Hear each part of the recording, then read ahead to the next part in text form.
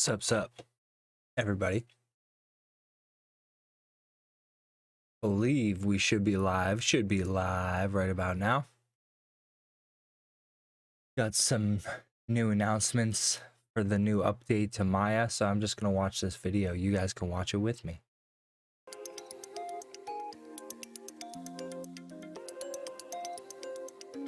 Got some new stuff to catch up on.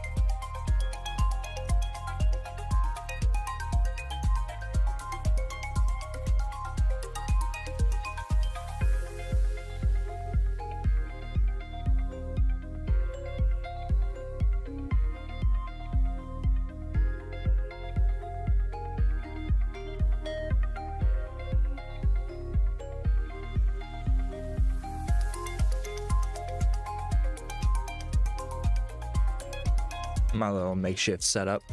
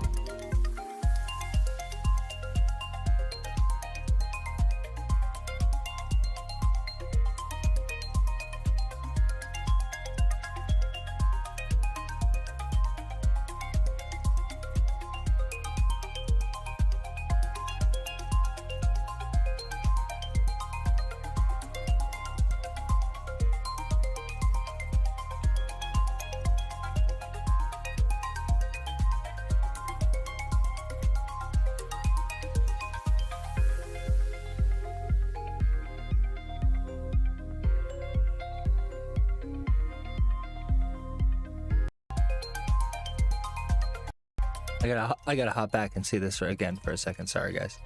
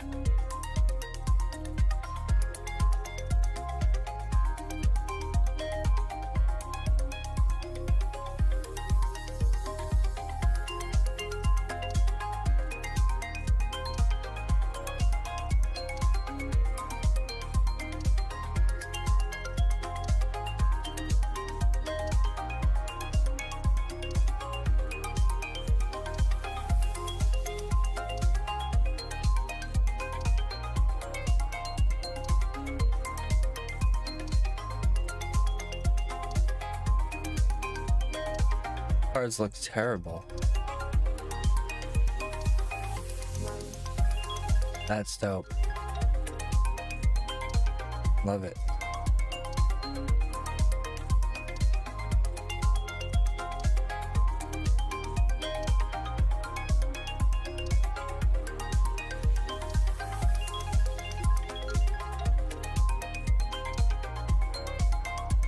Okay.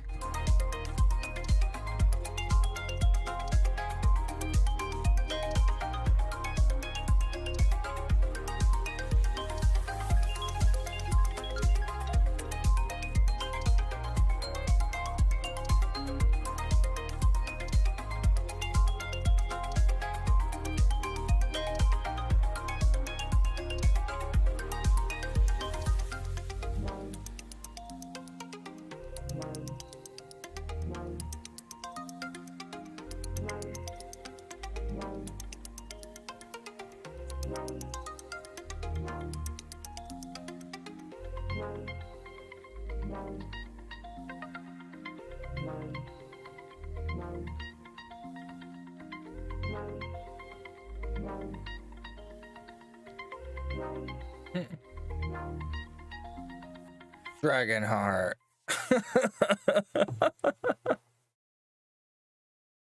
It was okay. It's definitely it's got some pretty impressive bits. I'm not gonna lie about that.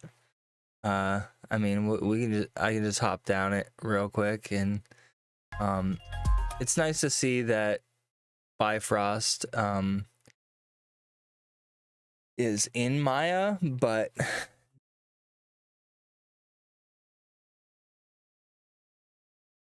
the flow and the naming conventions and placement, nodes and stuff, like, oh man, that would take me a lot of time to get used to it. Everything's the same as like if it was like Houdini or Touch Design or something like that. There's just kind of different flags that mean different things. But I will say that it just kind of looks not fun and cumbersome, like the way these circle icons are down here. So like I don't use Maya actively, but if I had to for a project, I would. And I've been trying to kind of ramp myself up to using it more regularly. And now with these new advancements and additions to Bifrost, which appears to be their visual programming environment, you can get some pretty sweet stuff. Over in Cinema 4D, they've added these scene node things that are similar to this concept, but obviously significantly earlier in their development and probably less robust, just because Maya's had some serious Autodesk heavy investment for a very long time in it. I've heard criticisms that Maya is very bloated, but regardless, I think it's one of the top three, if not in the top two, most used softwares in animation, if I'm not incorrect. Houdini's really getting up there now, pretty hardcore. But so it's not like necessarily a Houdini wannabe, but like it's kind of like a Houdini wannabe. All the programs are starting to do that. Got nothing against it, but Houdini kind of did it first, and the way that they have been building on their system kind of makes it like not the best way to have it, but the most comfortable way to have it, because they've just been on the block with nodes forever. So I could learn Bifrost, you know, the same as learning Unreal Blueprints or something like that, but it's just beyond my reach right now, where I don't think I really need this. It looks like it's super fast in the viewport, which is great, and the feedback and everything is pretty awesome. But I feel like their examples, as usual, are kind of chintzy. I'm going to turn off the sound.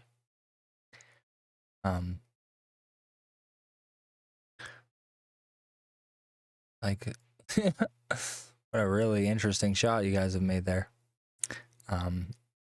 This is definitely cool.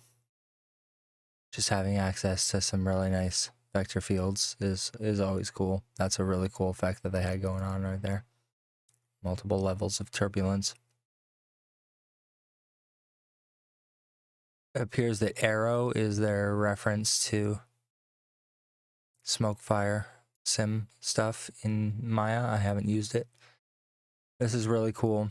It's cool that they have the volumetric display in the viewport. I don't know if any other softwares offer that right now, so that's pretty cool to see. This is like not exciting to me, even though I'm sure it's super exciting to anybody in Maya, but this is like, you've been able to do this in Cinema 4D for like a decade, so it's kind of funny. And I believe Cinema 4D's scene nodes do exactly this stuff as well. This is the most ridiculous, this thing with the horses. Oh my god, why did they do that?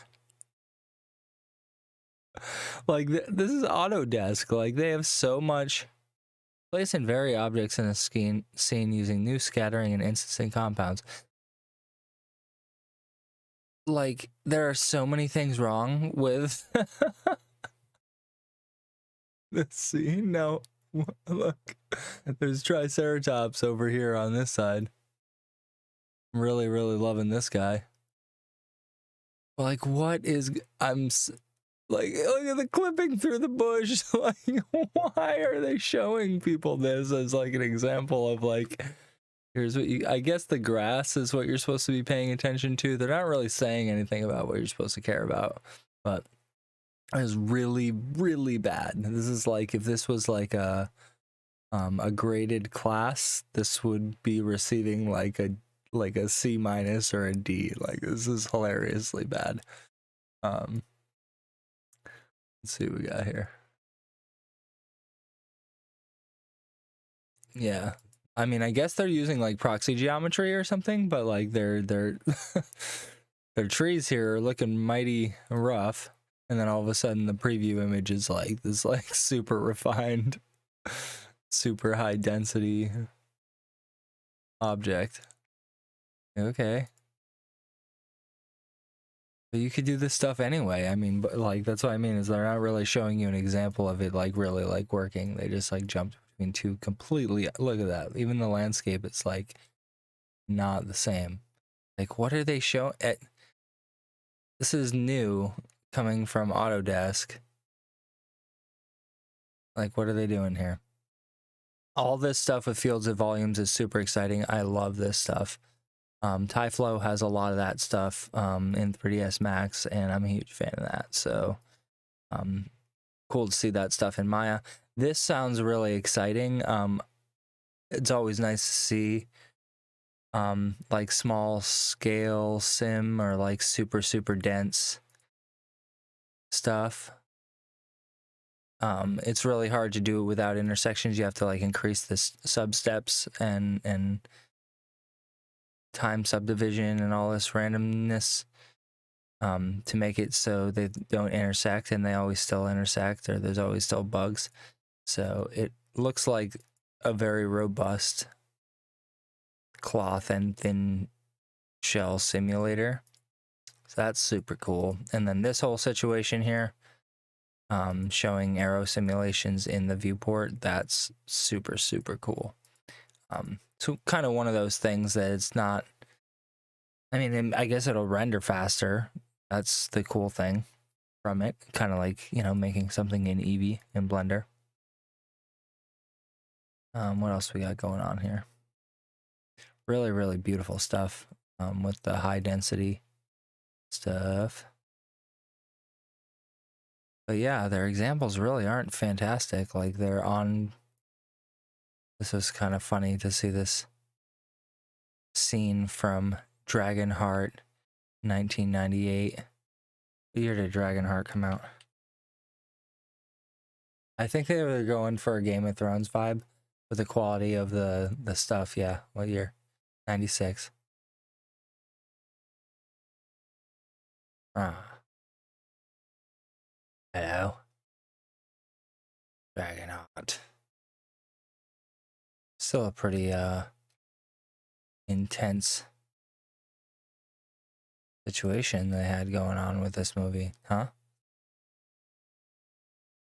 Open image in your tab. Going down a rabbit hole here. This is like cool. Hello. Cool. So definitely some cool additions. Nothing that makes me be like, oh my god, I have to use Maya now. I have to use Maya. A new chapter for Bifrost. Well, they definitely added a bunch of cool stuff. So there's not, but for what it's worth, you know, Maya's not my favorite package. I just have to know what we have out there for the good goods. So I'm going to do some Cinema 4D work. I've got to finish up these pathway animations. Having kids makes it impossible to get things done, but almost done. I've got all the scenes ready to go together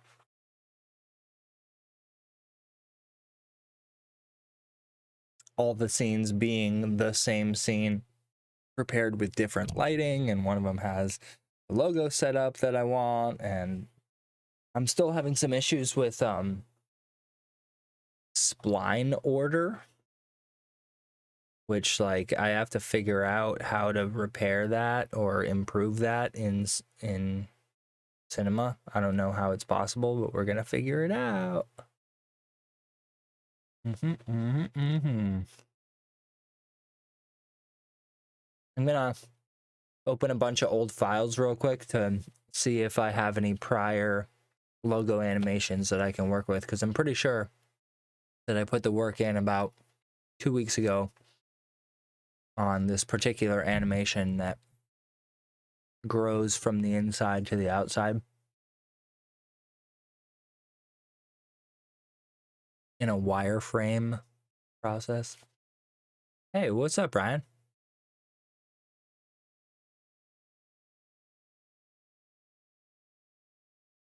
Got some sweet work to do with Ryan as well. Once I finish up this animation, the last job that I just finished up, it was just like every other job ever where I thought I'd be done with it 2 weeks ago, and they're still messaging me being like, well, what about this and what about that? And I'm like, guys, it's already over. Why are you still asking me things? But I'm super grateful for the work, and it's a fun project, so been very patient with it. I'm just happy to be done with it now so I can get back to all this other stuff. Really cancel. I was messing around with Corona Render because it has a really nice archviz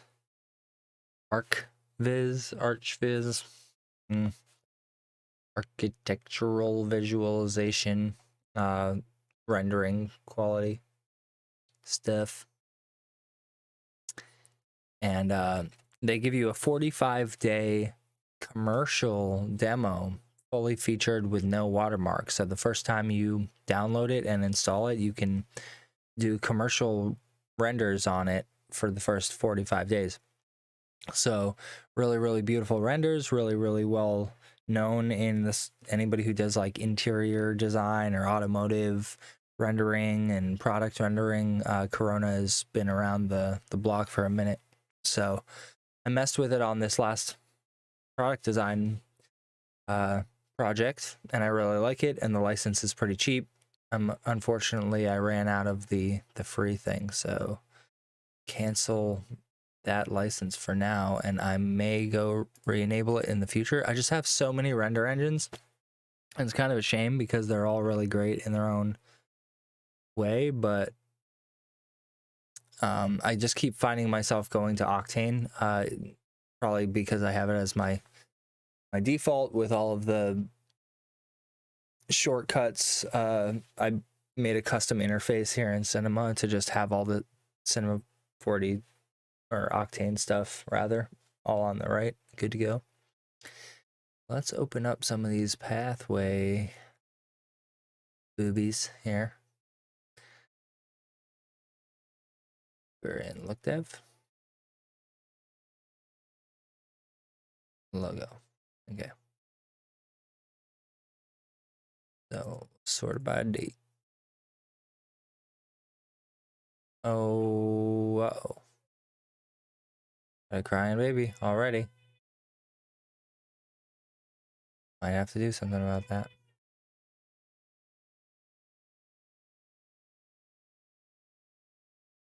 This is one way. Kind of janky, kind of jumps around a little bit. That's not my favorite. That they just pop in. I don't know how to make it less janky. But so that's cool.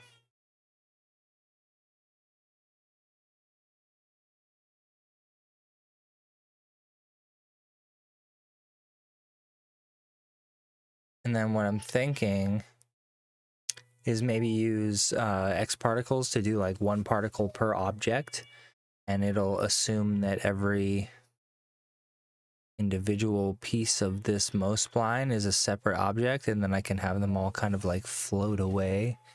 It's particles. That might be higher level than I can really do, but I do like this.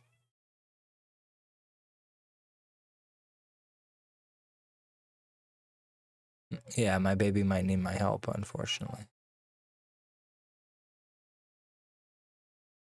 You need me, babe?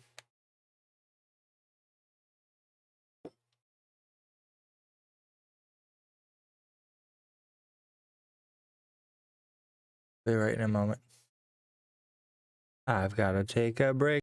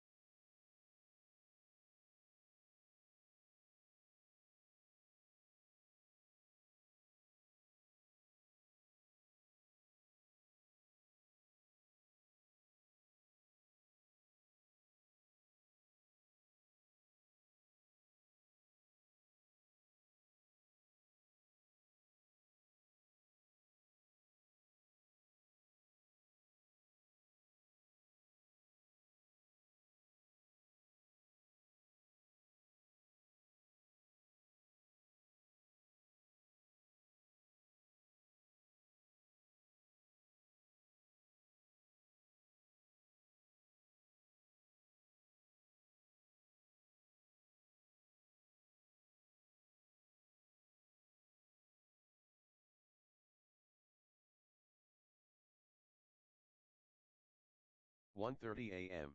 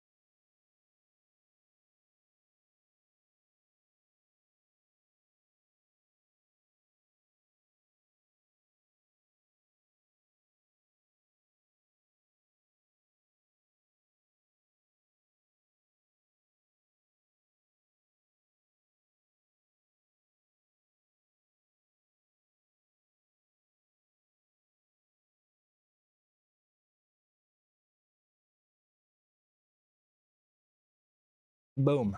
Back. Right. Okay, so one of the things I need to do is get some tunes going. Tunage. But I'm going to use this weird plugin, and hopefully I did not alter the tracks enough last time, and they got picked up for copyright. So this time, I'm going to try adjusting them even more. Different tracks. But I'm going to... Here's this little pacemaker thing for Winamp. So the pitch is up and the speed is up. But like this music can be like pretty fast. So I'm just going to go like bring the speed down by 5. That should be a lot. I mean, I think.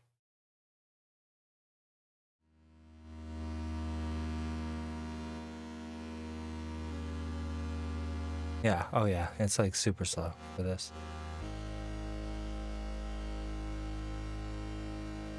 Should be good. All right. Because I gotta get in the mood to do that work, my dudes.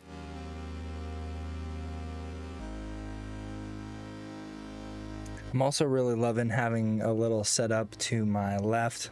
I gotta get my other cameras set up to showcase this, but I have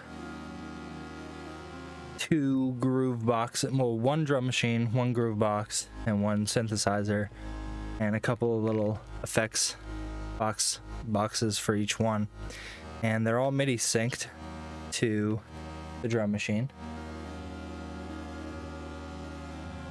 And yeah, when I hit play on one, all 3 of the music devices get going, and I have been just doing some on-the-fly jams. Might even get into some of that tonight on the side, because it basically keeps my musical brain going as I'm doing this visual work. But so I did not incorporate what we're looking at here in the complete final file, but I do like what we're looking at, so I'm basically recompiling this stuff into a new folder. So I'm going to do save project as, and I'm saving it up here into this final. I came into this project like 10 times over a period of like 5 months, something like that, probably. So it's all over the place, naming convention wise, and where all the files are located, and I told myself I was going to go in and organize it. Still haven't done it yet.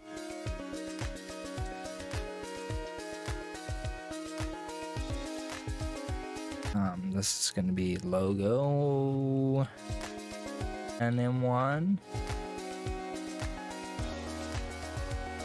Because basically I want to bring all this different stuff together into one scene, and then I'm going to export it as separate layers.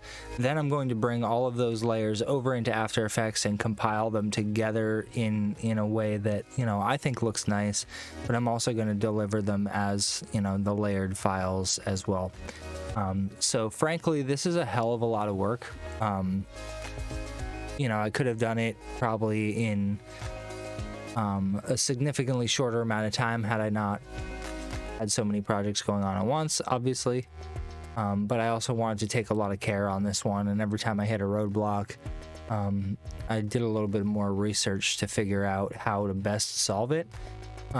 So one of the roadblocks that I have now is this order of points and the way that it's appearing to cinema and counting them. I need to maybe compile the spline to be separate objects and then compile those together after the fact or something, but they're isn't really a way to manually number the vertexes, and I don't know how to get them. I've never displayed them in Cinema's viewport. There's the normals.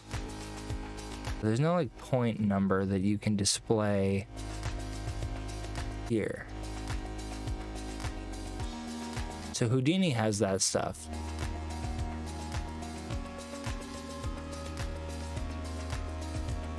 And there's been about like 10 times during this project, like every time that I've opened it and worked with it, where I've been like, man, that would be a lot easier to get done in Houdini.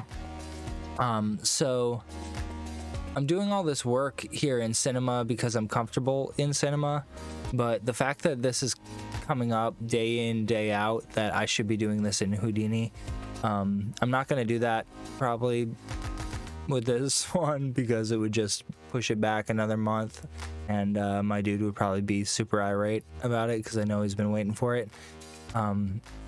But like, it's just like this software is lacking that ability, and I don't think Maya has it. I don't think 3ds Max has it. Maybe there's a plugin, but I'm gonna Google Cinema 4D point order and see what we can do about it. There's value, change point order, solved, plugin cafe.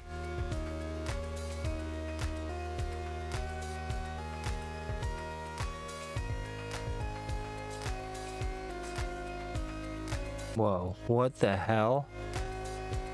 Jesus.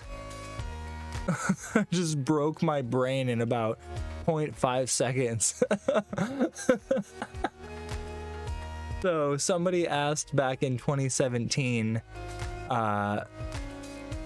like how to, like what change point order command does, and they were like, well, we can't tell you, but here's all this technical information.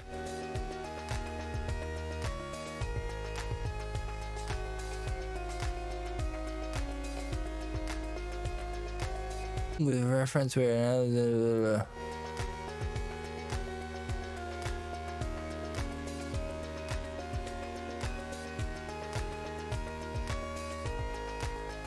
running it twice will result having the index swapped.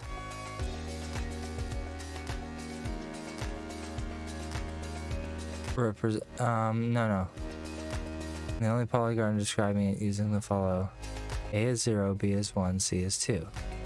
If you run it once, it says A is 1, B is 2, and C is 0, which is effing weird.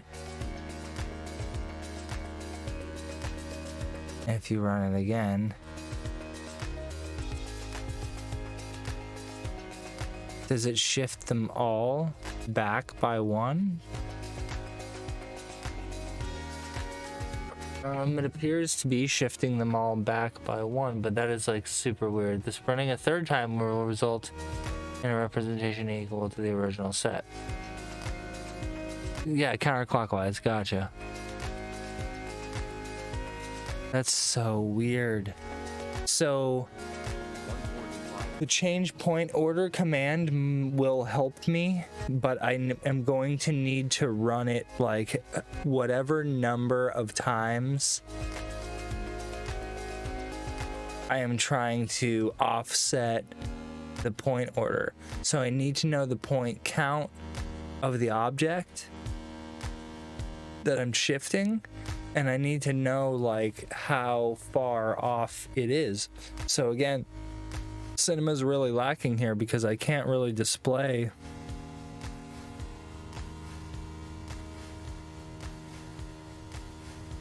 viewport statistics. Yeah, I can't really display the point number atop the viewport to know that this is like 0.256 or whatever, because it should go like 1 to like say 100, but right now it's like 1 starts at the A and it goes down to the Y, and then 100 is like the end of the P. So like when I'm trying to like scan through it, it grows the P like last as opposed to first, and it does the A first, and it's like this super annoying thing that, again, you know, it's I know it's doing it, but Cinema doesn't display any of that. It doesn't give you any readouts to identify what's doing that, or how to fix it. But it appears that there's like a super limited kind of like a FU. We're not really going to give you point order. You can reverse it, you can move it down, you can move it up, you can set a first point. So let's try using set first point. That's probably gonna break that off here, bring it over here. Now that I have this on screen, I'm gonna jump into some other logo animation scenes, because I know I have some more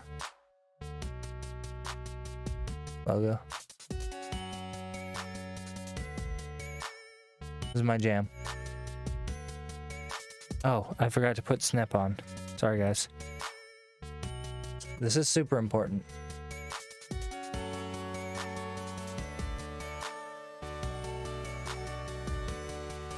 There we go. Now you can know what song is playing at any given point.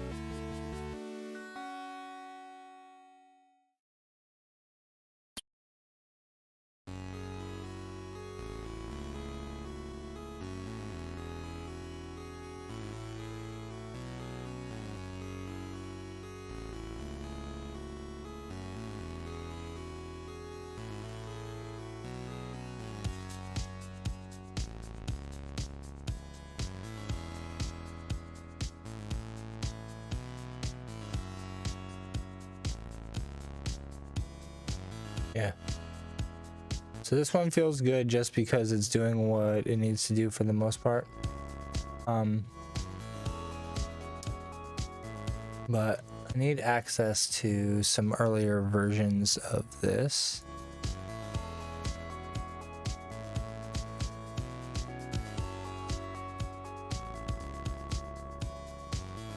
Logo, polyFX, extrude.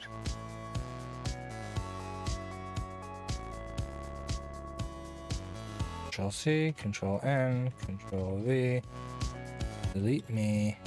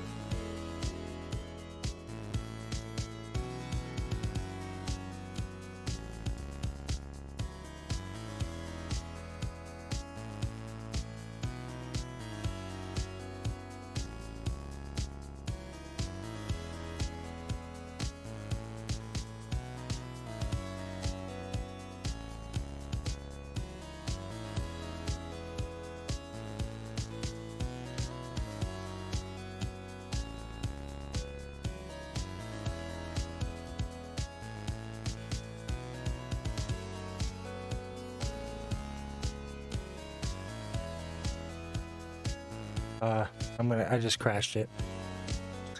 I was messing around with the grid size and I brought it down to too low of a size.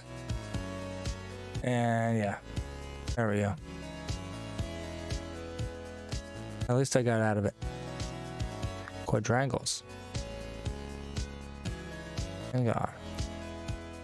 Delone. That's pretty cool. They added that in there. That's new.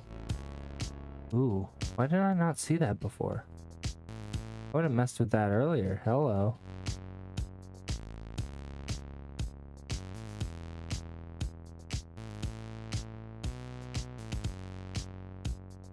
It's a little odd that sliding the slider doesn't appear to change it at all. But the algorithm is pretty great. Can I turn off quiet dominant?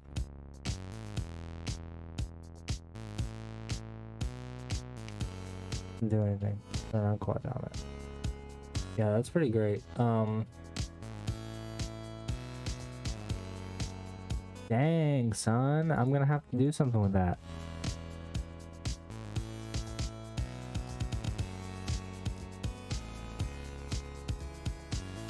So, what's happen? What if I bring that to 1?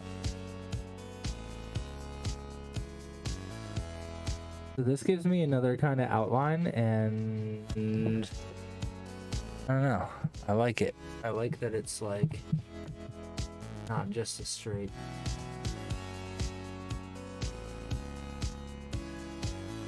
triangle. Kind of like shattered looking. There's, yeah. Ooh, I love it. I love it. So.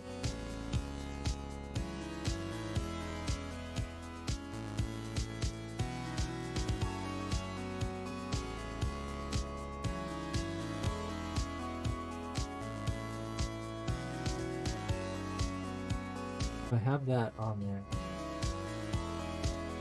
Okay. Polyeffects MoGraph effector is amazing. So I'm gonna go to plane.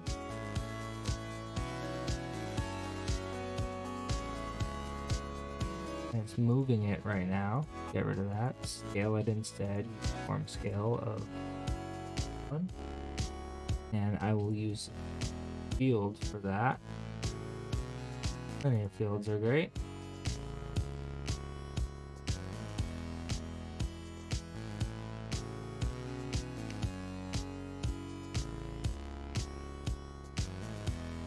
But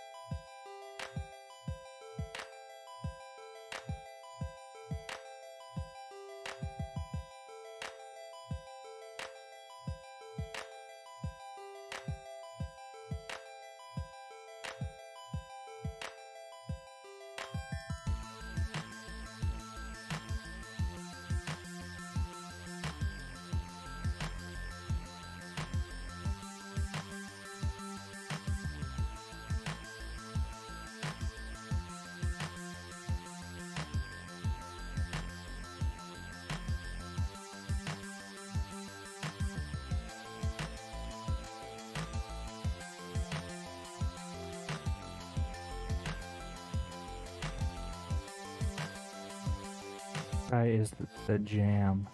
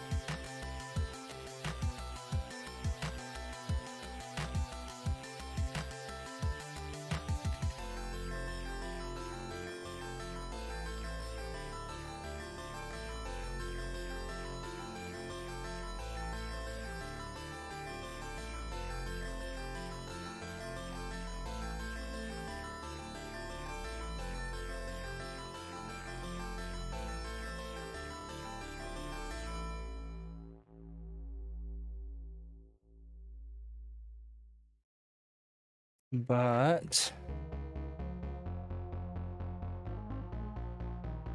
oh my god, where is their DDR Max 2 machine? And yes, I want one.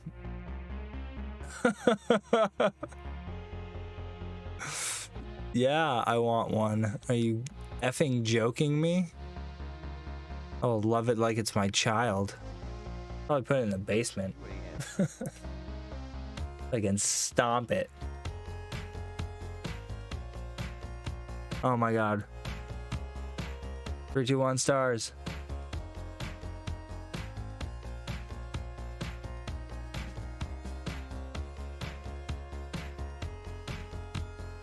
Oh, nice. Yeah. I'm sure that, you know, people looking to get rid of their stuff this day and age, just taking up space. I'll take it.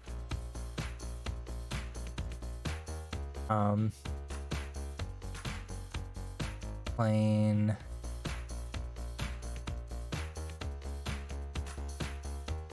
So weird.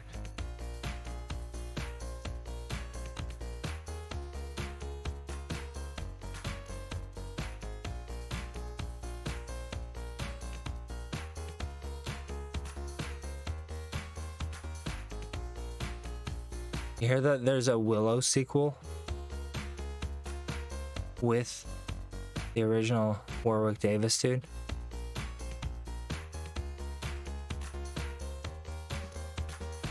Dude, if my kids got raised on an actual DDR machine in their house, like, they might just become the coolest kids of all time.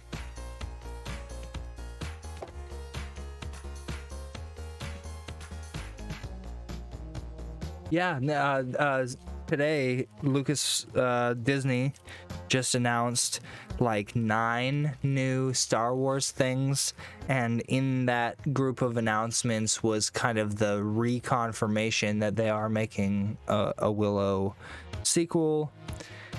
It's like, I don't know, I think it's going to be a mini series or something like that, and it takes place a couple decades after the original story, continuity wise, so it's still starring the same guy, so apparently he's the same age as he would be in that story. So that's super cool. That's super cool. The Dark Crystal new thing was pretty awesome. It was a lot, but it was awesome. And yeah, dude, like they found work for that guy. They're like, oh, guess what? 23 years later, because it came out in 88. And it's coming out in 2021 or 2022. So it's like, yeah, 24 years later. You get to play the same role. Because we're all out of ideas. Crystal Tactics RPG. I feel like I am familiar with it, but was it like a console release? I definitely saw about it in passing. Sounds like great, like Final Fantasy Tactics, but Dark Crystal sounds great.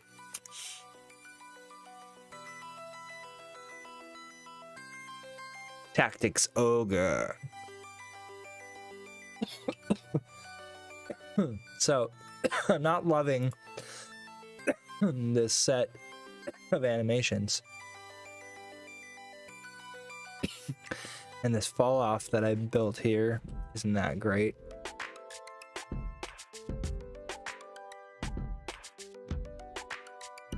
Let's see.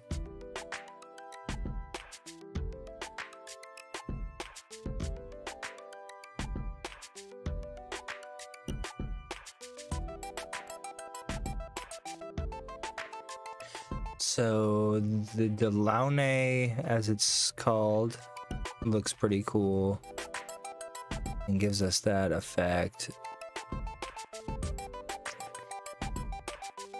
Maybe the push apart?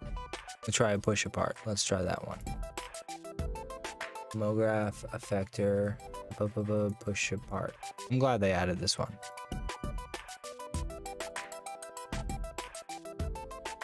Whoa, slow it down, guy. Still slow it down. Keep it.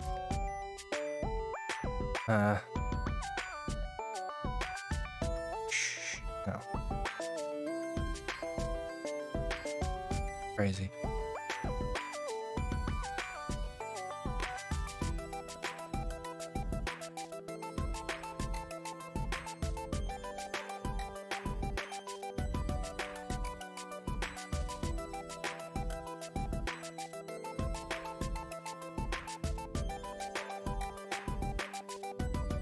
Yeah, you got a real trashy car, boy.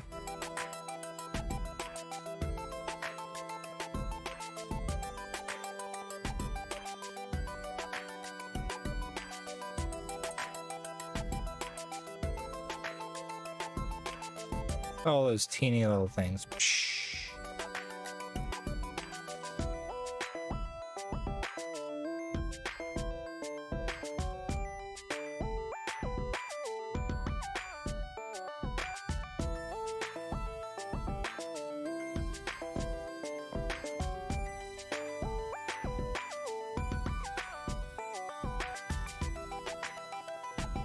I like it, but it's not that great.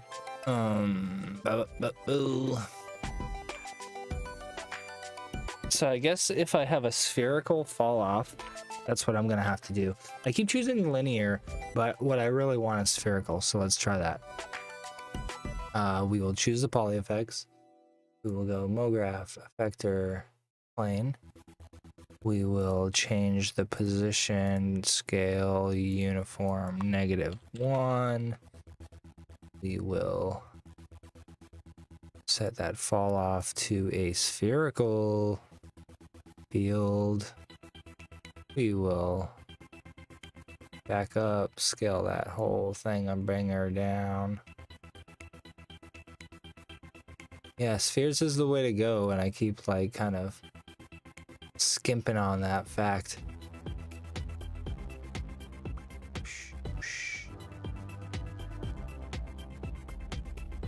So invert. Oop.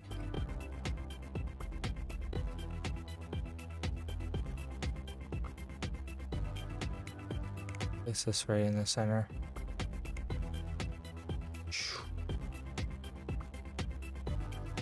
So that's the move.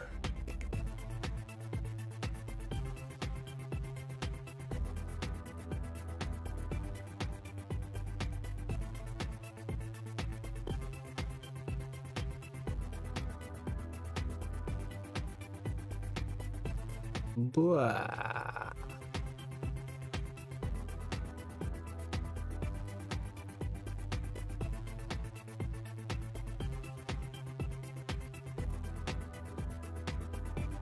All cool and everything. It's not exactly what I need or want. So I learned some cool stuff. I put all of this, Alt-G in a null, and I give myself a recall tag on there, double click it. Now that's always like that, and I can always go get all that stuff again later. So if I wanted to leave a note for this and call it Delaunay plane spherical, I can do that. Say a render view. And now in the notes, I have that.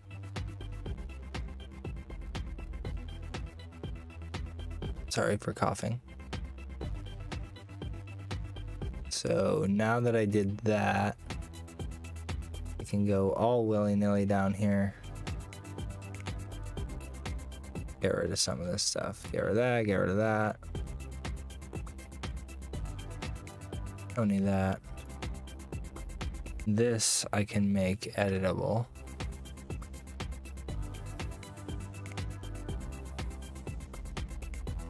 I'm going to select all of these, connect objects and delete.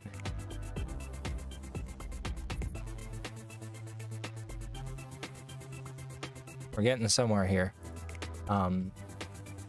So gonna get crazy because really what I want is all the splines. So if I'm here and I go into edge mode and select all of them, and I go to the mesh and I go to conversion and say edge to spline.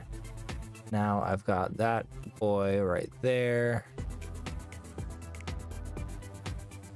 And got both. This can go away. This is here. And now I can use the Mo spline object. Just for fun, I will create myself another recall tag. And I will boom, save that. And I will put the Mo spline to point to that spline. I'll hide that spline. I'll bring that down. And now I can grow. See, so it's already better off right now than it was. So I have less complaints. But that order thing was really messed up before. So I'm gonna do the same thing I just did with a couple versions of this. I'll just knock something over.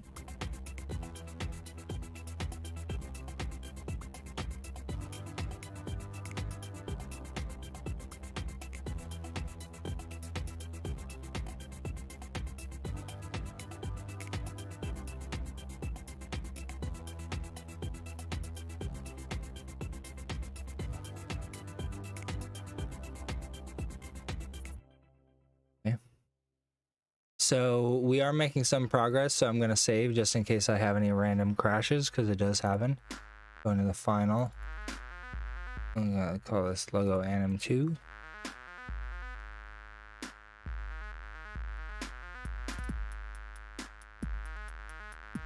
And what I was doing was kind of drawing out. Whoa. Yeah, I don't know what's going on there, but it's crazy. So that algorithm maybe isn't the best for this thing that I just did, but it looks kind of cool and it's pretty organic. But the purpose was to have the start. Gotta go to 50 here. But this also needs to go to 50. Right, and if I grow it out, boop boop, come down here, go boop boop.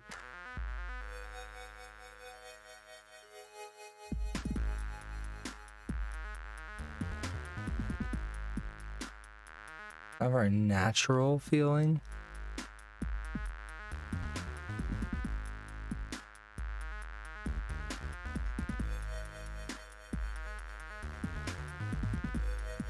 There we go. That was something I've been missing for a little while.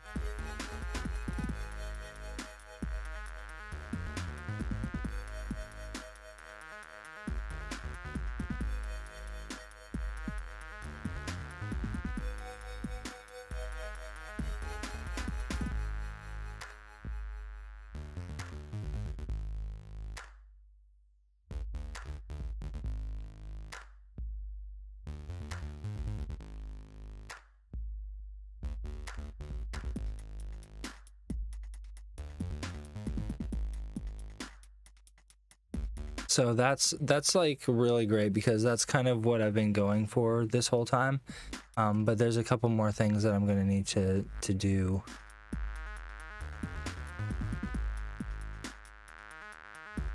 I'd like them to draw back off in the same way. So once I hit the end,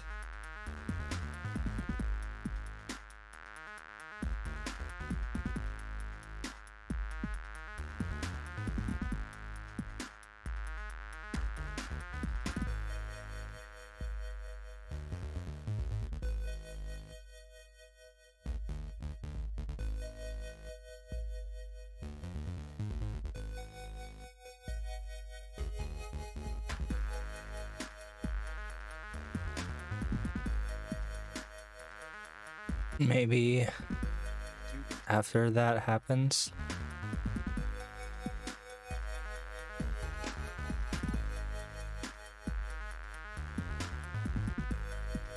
Then that happens.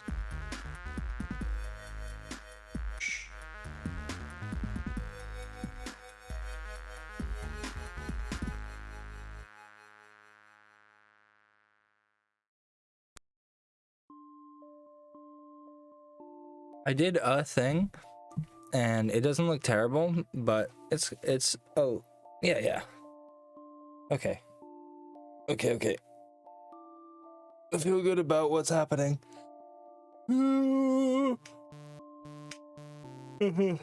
can hit save. I can save something.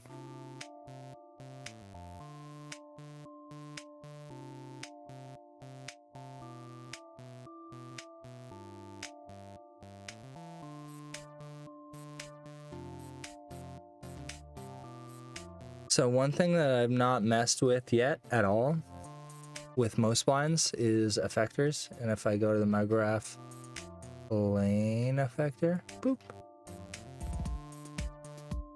Most blind effectors. It's got a plane effector on it now.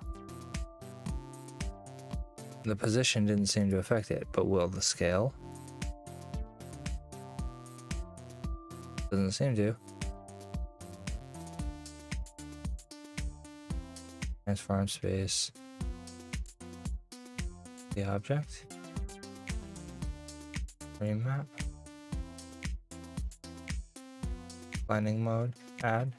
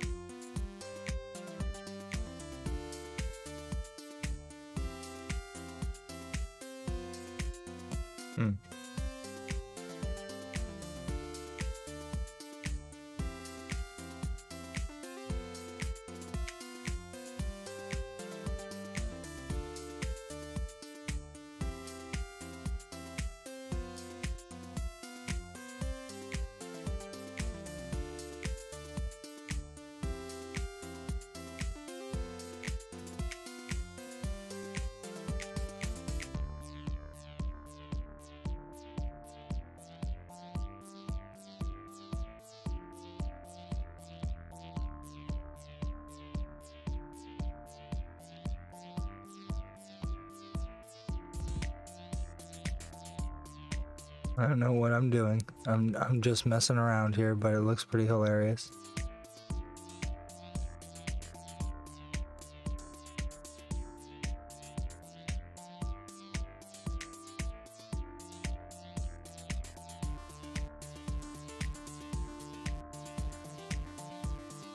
You can see what's going on right now, right?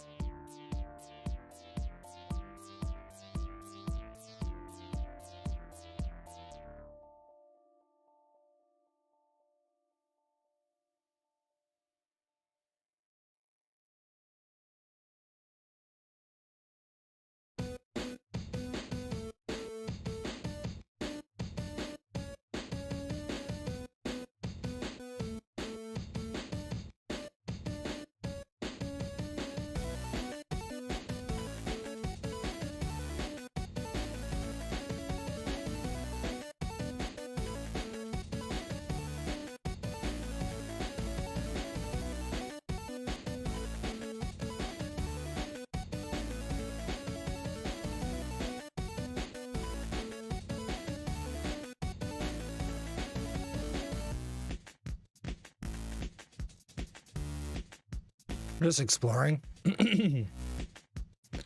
Seeing what types of madness I can achieve.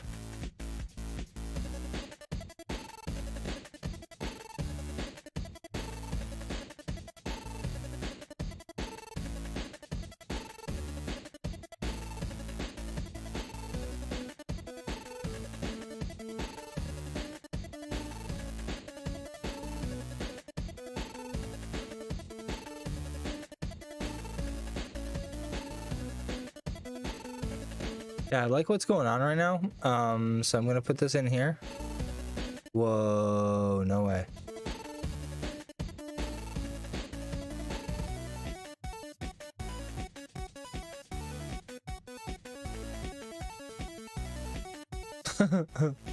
Thought I was gonna do that.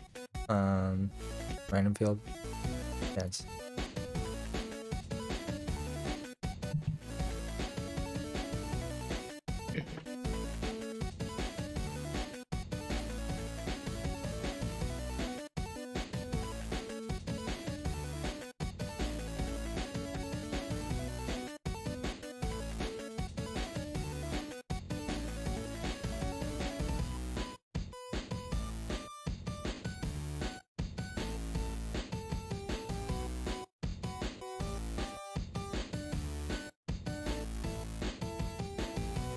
Why though? Why are you doing that? There we go. You wacky.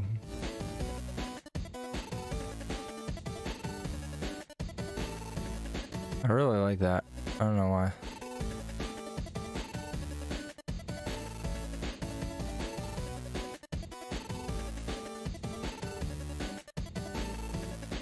Yeah.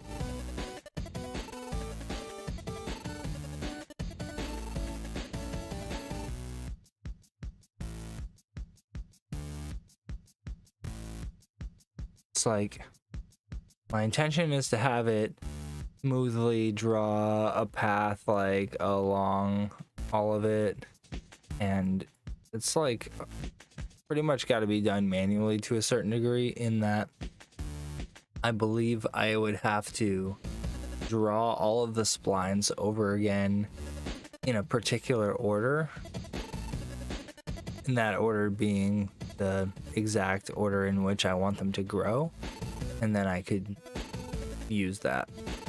So that would take forever. Not doing it. I do like that look. So what the intention was is to put this all in a null again, Alt G, and give it a recall. Beep.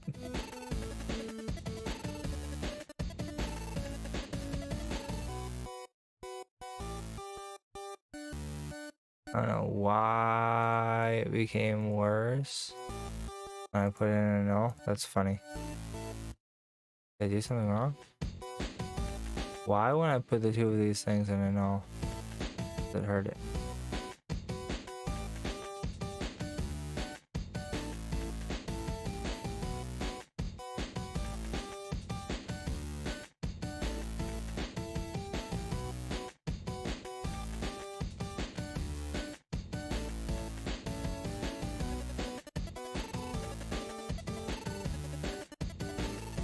Why? So funny. I guess this can just like store all of them. Kind of funny. Oh, what happened? Oh, that's crazy. Nice.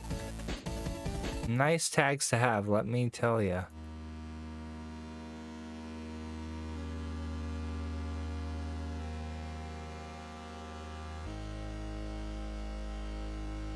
Album started over again, so let's try something different.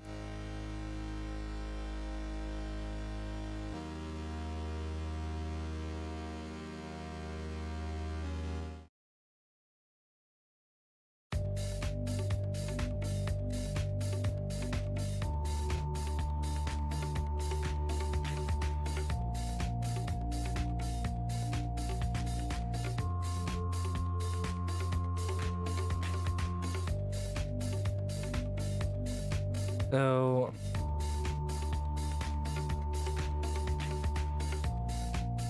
like this time offset thing.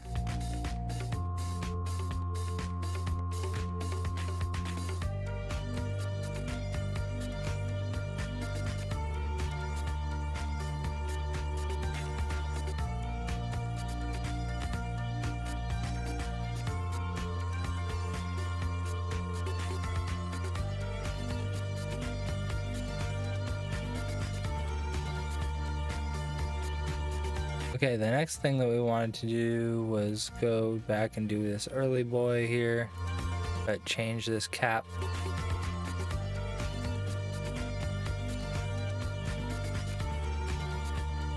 To be quadrangles. Avoid self-intersection.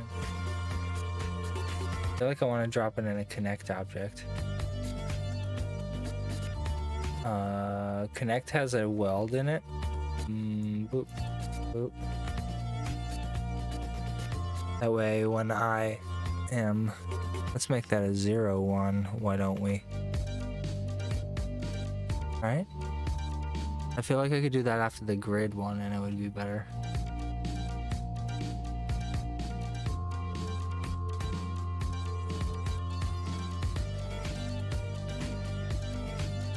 Oh yeah, I could also change the actual logo. If I take all of this stuff here and I say connect objects and delete, now we have one.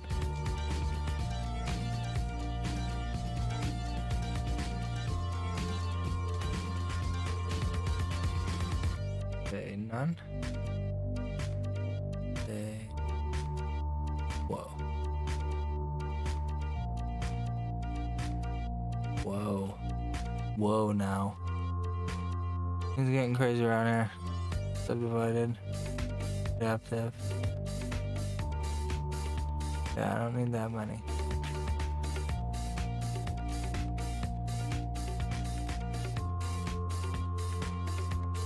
I'm glad I didn't just crash it right there. Really asking for it right now.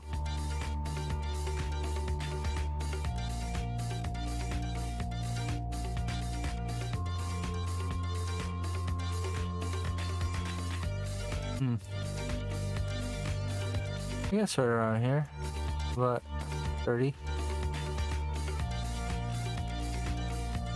Yeah. Too big? No. Schema? No. This fine? No. Bezier?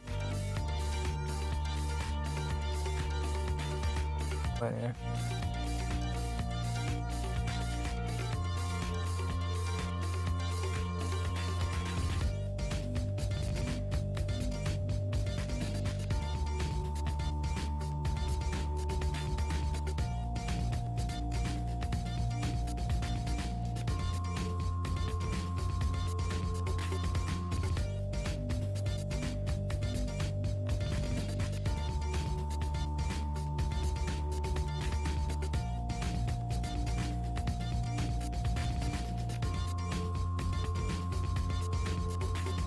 Just going crazy around here. I'm like just messing around with the extrude caps and the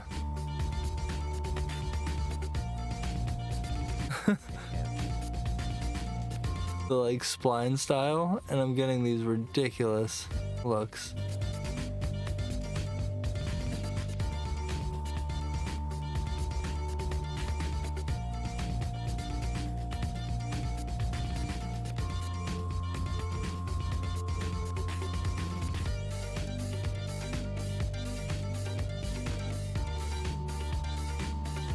Should be busy, eh? Should be closed. Subdivided.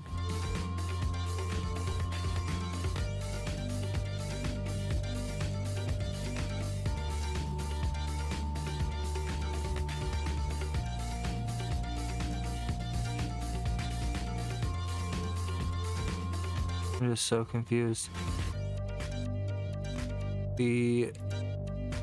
Let's reset it.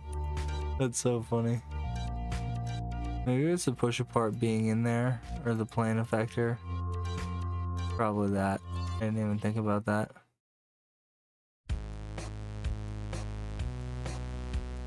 So we'll go into the extrude, we'll go into the caps.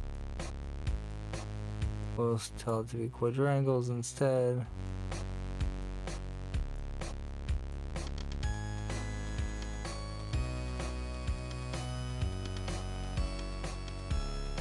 I'm gonna try a few things. So we'll do Angon. But if I just did that, then I don't need, okay.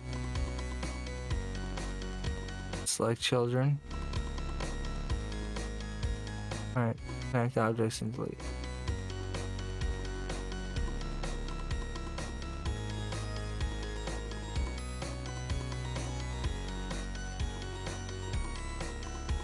So if I turn this into a most spline,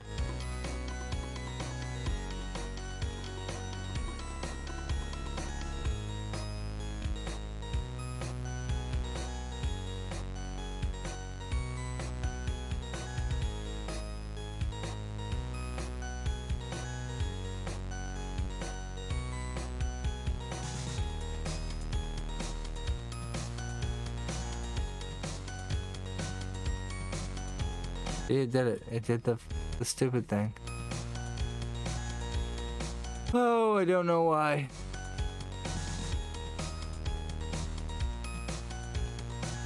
There's no like rhyme or reason here. If I go into the spline,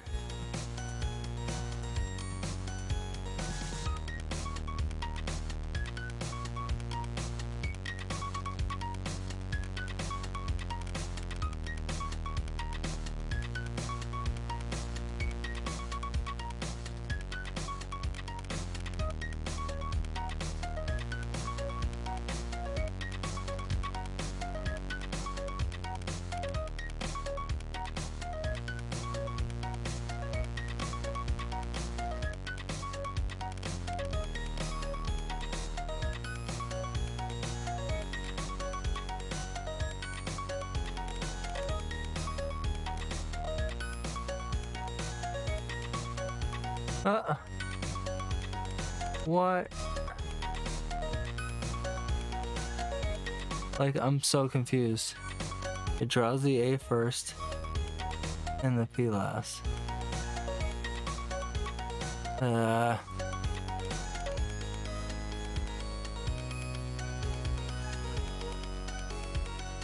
gonna try a connect object on the whole thing first before I connect objects and delete.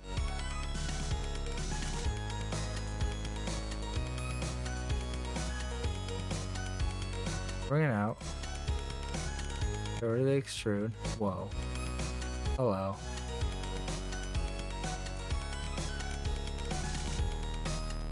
I don't know why that's just happening.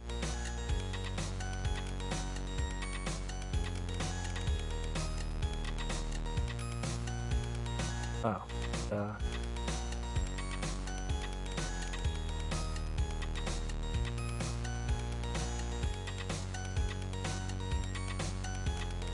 Drop that in the connect object.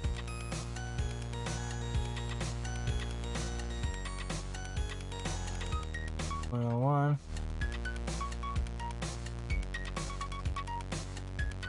I go MoGraph, MoSpline. Says, well, what spline? I say, well, use this connect object.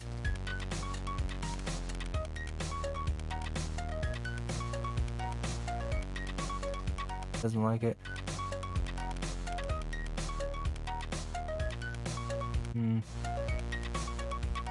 Annoying. Oh, I thought that was gonna work.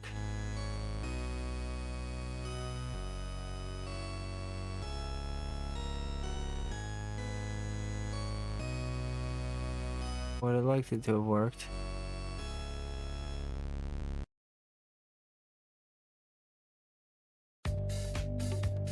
Oh, why they gotta do me like this? Okay, so a little lost in the sauce for that.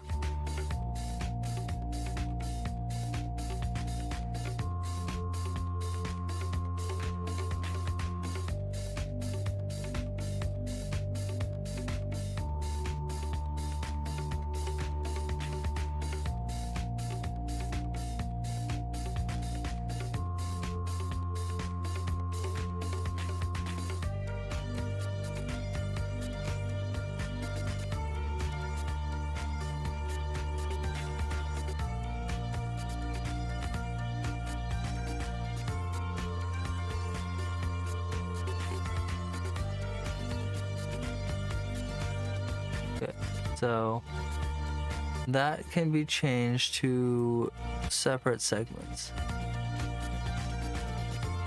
Beautiful. So I've got 2 versions right now.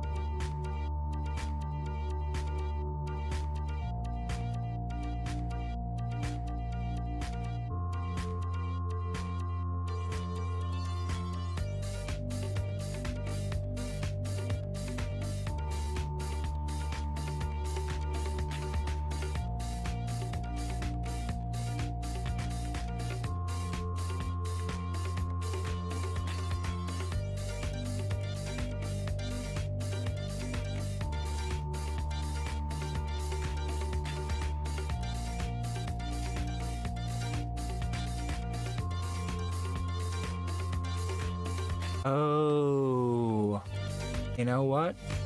I finally thought about why I'm having the problem I'm having and how I can work around it. So if I have it in an extrude object set to 0 depth and then regenerate edge splines from that, then they will finally be in the correct order.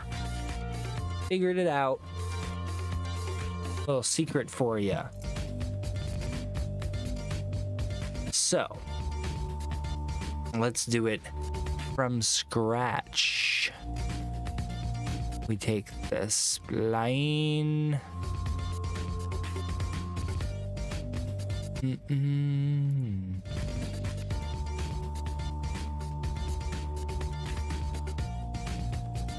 We're going to say,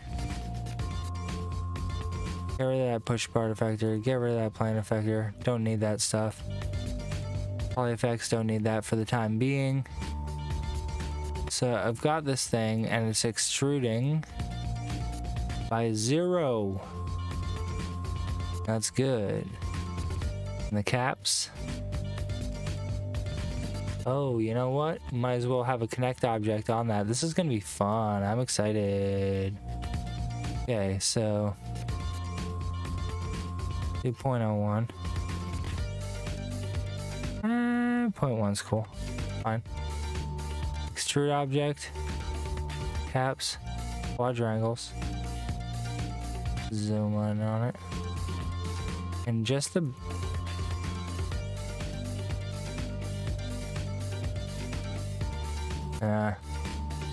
I'm not sure if I'm gonna be right the first time around, but I should probably try it just to make sure.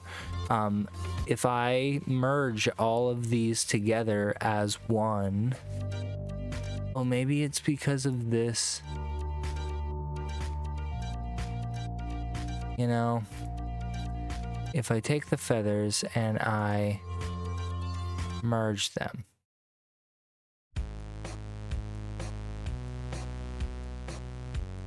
and then I bring them into this and I merge them and get rid of that, bring it out, put it there, and do the same thing with the Y. I'm going to bring all the feathers together. Connect objects and delete. Bring it into the Y, connect both. Connect objects and delete. Oh man, what if I waited? The order of operations is going to make a difference. And I don't know if I'm doing it backwards or not, but I'm going to find out.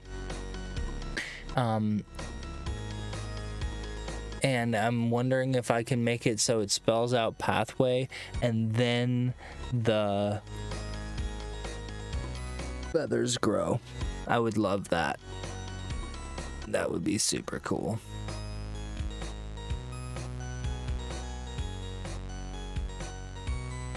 Okay, so all of them are together here. And now if I select them all, you connect objects and delete. Got this one version going here. And then with this, I can mess around with these other modes.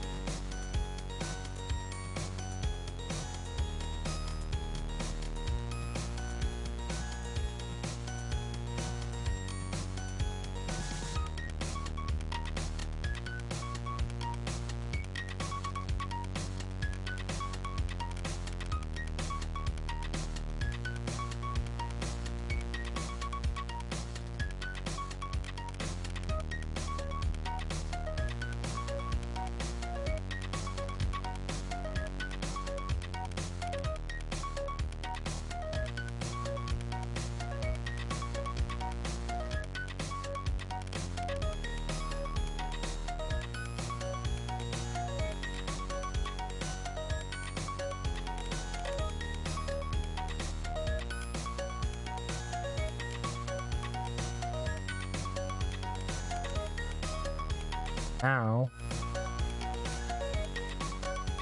I'll take all of this together and say current state to object. Now I have this object.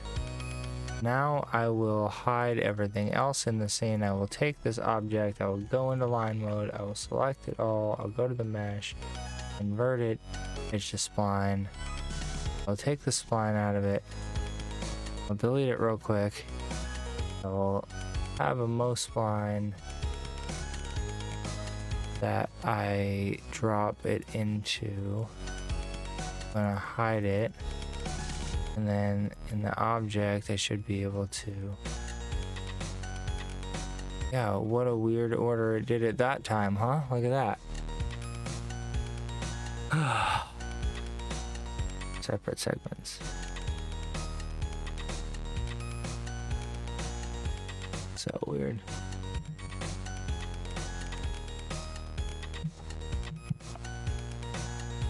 So I have to find a way to use a deformer to control this. I know there's a way.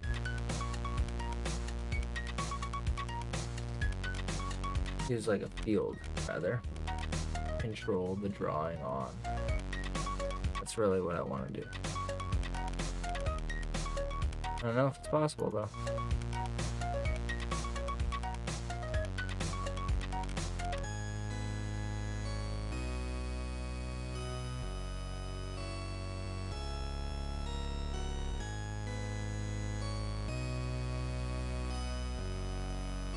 Yeah, this is good enough for my uses.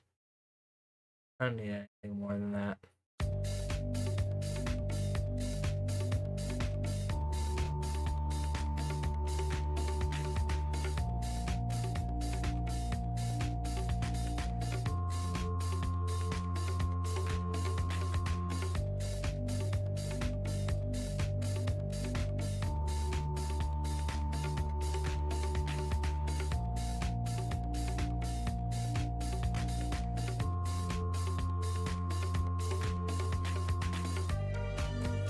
I'm a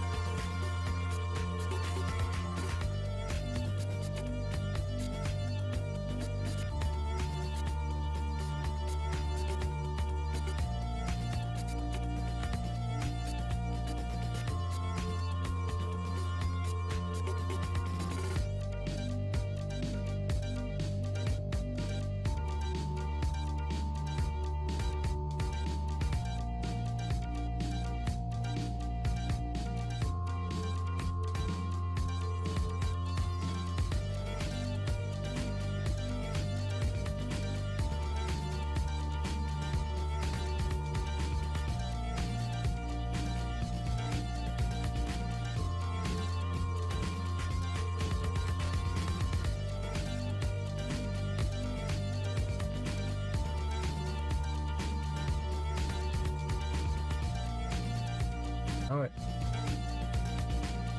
What I do.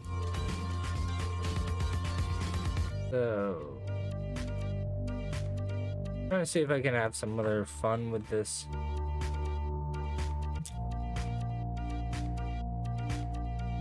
Most spline effector, but so far, no luck.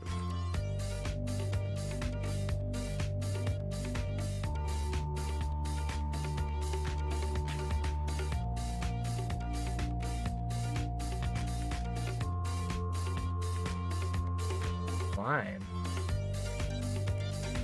Effector.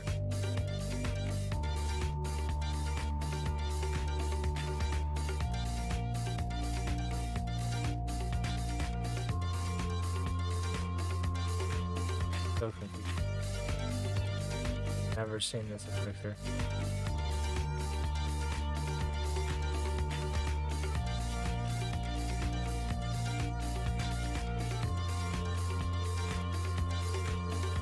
I just discovered something on the fly there.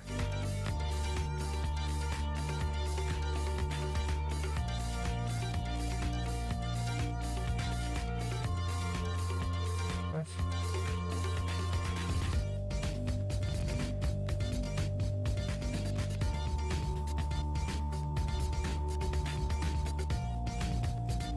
What the hell is going on around here?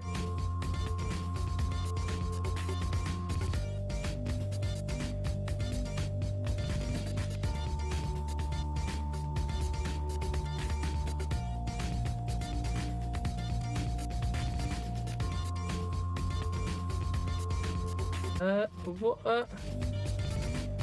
I'm just so confused.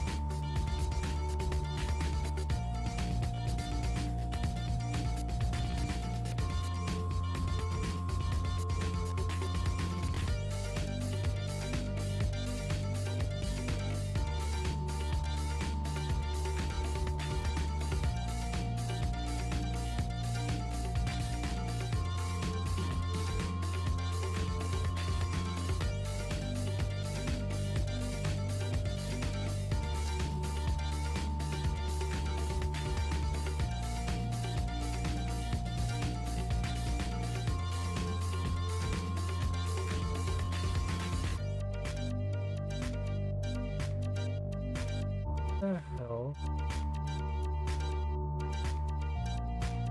I'm so confused.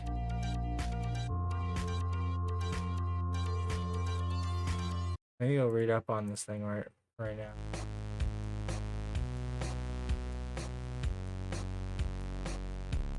Oh, graph. Fine. What the frick is this thing?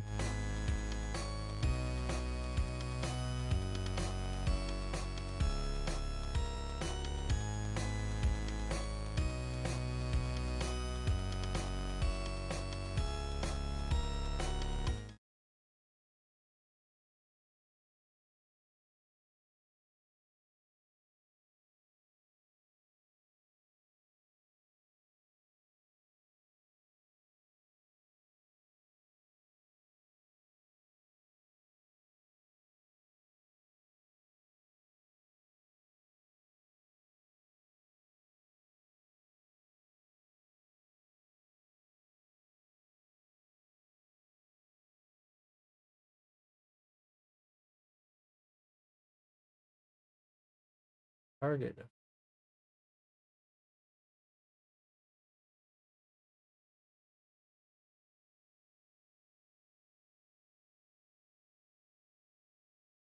Things go to.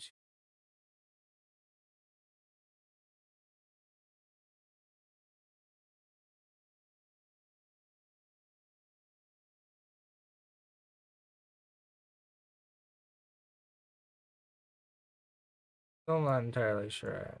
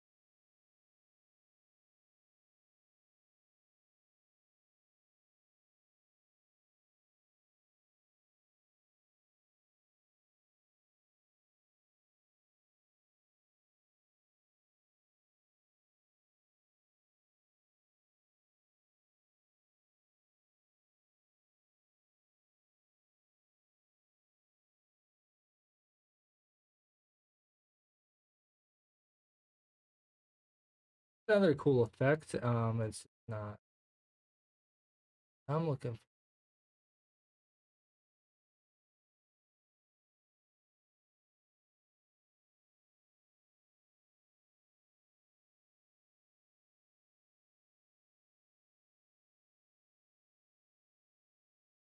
for like stuff.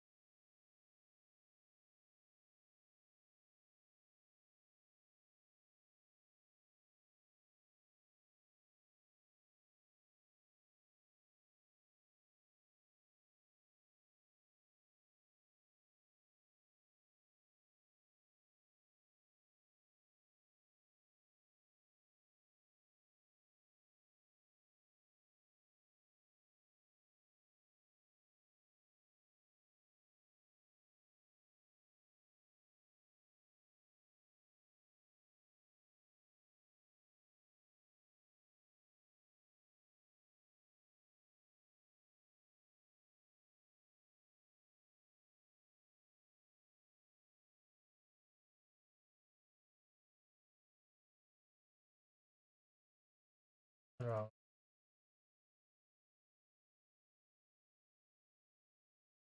It was funny. Why did I do that?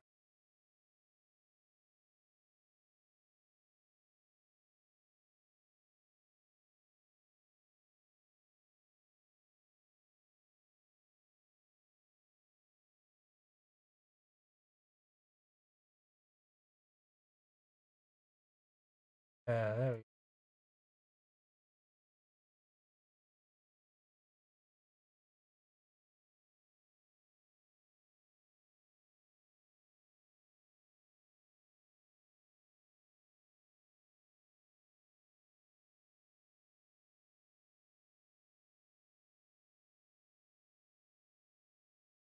That'll do it.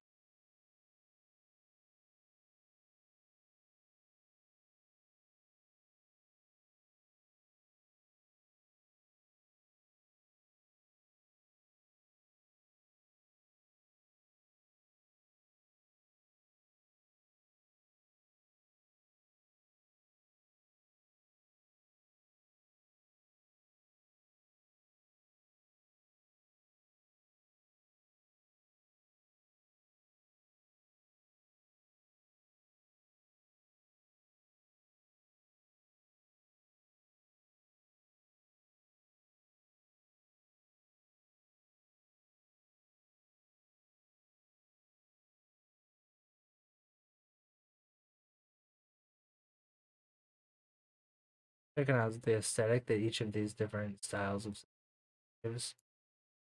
Some are more chaotic than others. Some kind of have a more sketchy look than others. Some look like sewed.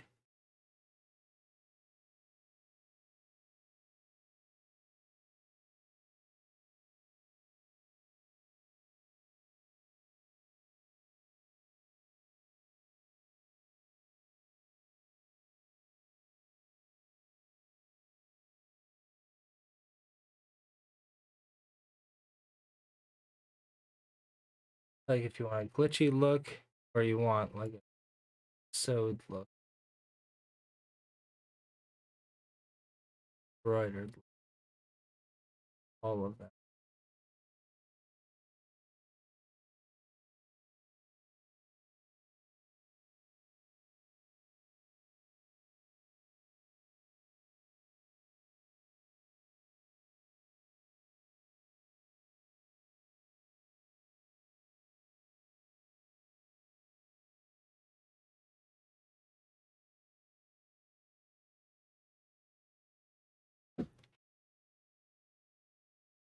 Mm, too messy. I mean, I like it, but it's messy.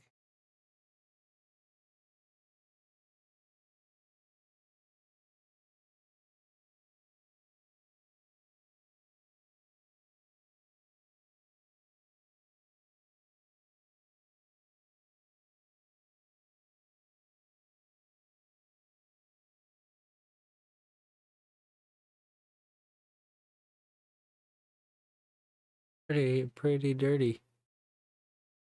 File.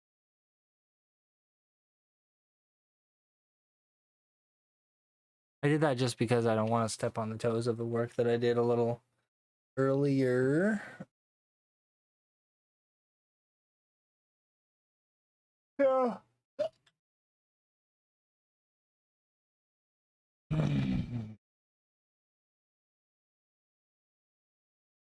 Yeah. Looks pretty cool.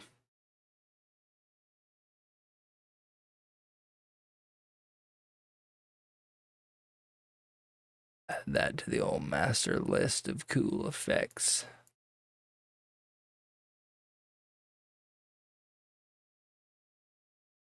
3 a.m.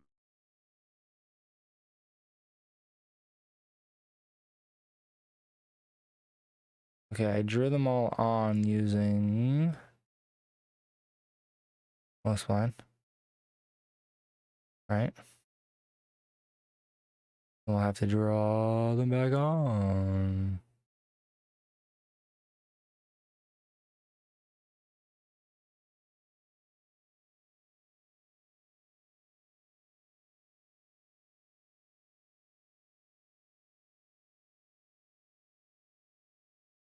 Grow outward.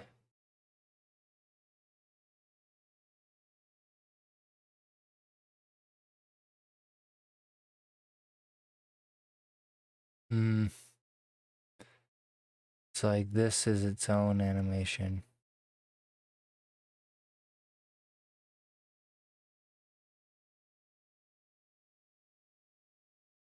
Yeah, that's like kind of the best one, to be honest, because it's the most even without like favoring any one particular area over another. The default one that's on there as of now, or not default, but the one that is currently on there, grows outward, but then would need to continually grow inward as well for me to like enjoy what it's doing. Because like it all goes in that one direction, and I want it to like keep going in that direction. Whoa. Okay. Like really dangerous.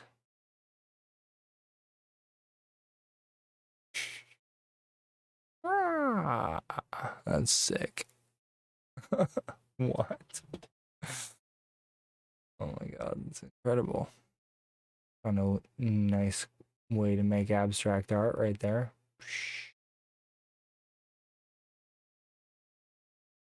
I really actually dig the way that that messes up and causes its own abstraction.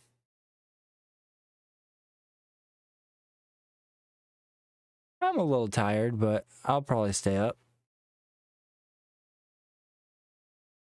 Whoa. Yeah. That's absurd. I just like it.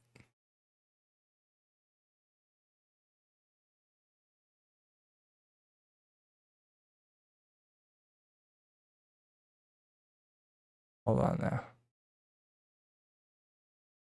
I do 100 and 100. There's nothing the offset does. Reverse it. Yeah, why can't I get it to... It's a bummer.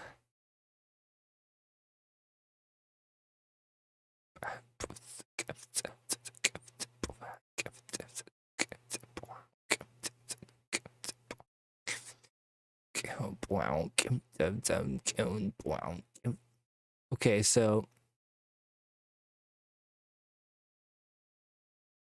that is a really jazzy look.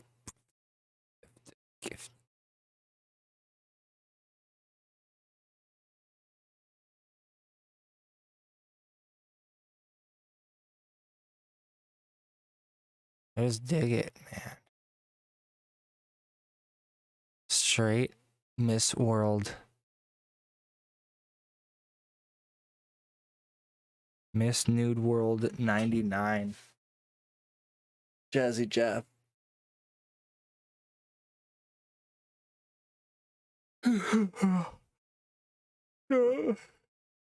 Weird. Oh my gosh, this is ridiculous.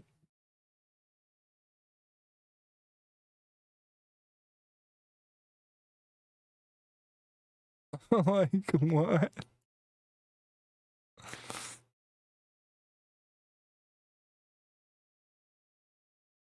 Wow. Wow. Wow. Wow. That's kind of cool too. What? Oh my god, I love it. I love it. I love it. Oh shit. It's like some Star Wars shit. Oh my god, do you guys like Star Wars? I think if I make it go to like negative 10,000.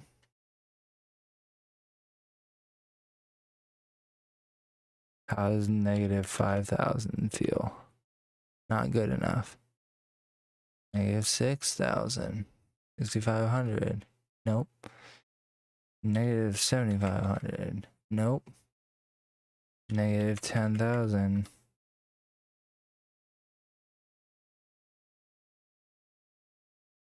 That's crazy. I'm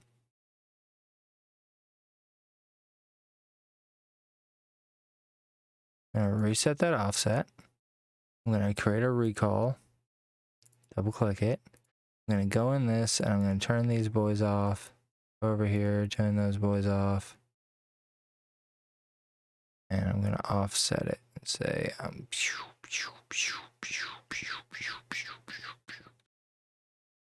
because that's really cool too. It's like I don't think any of these are like the style that he wants. But I'm really liking this situation that's going down around here. So this one down to the end, this one.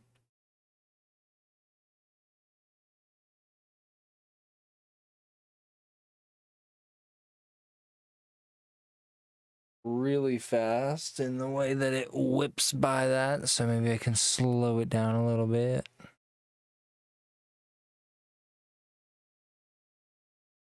Show animation track.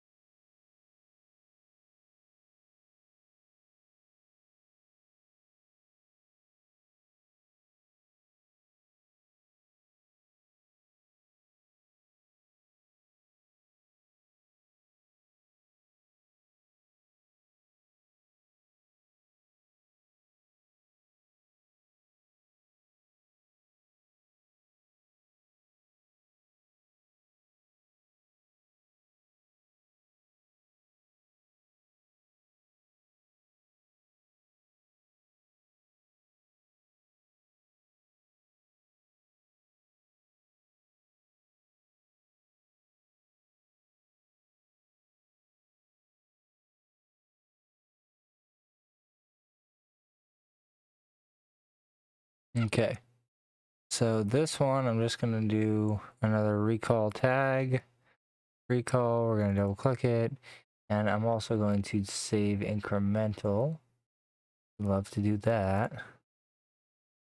So this is pretty much, it's like,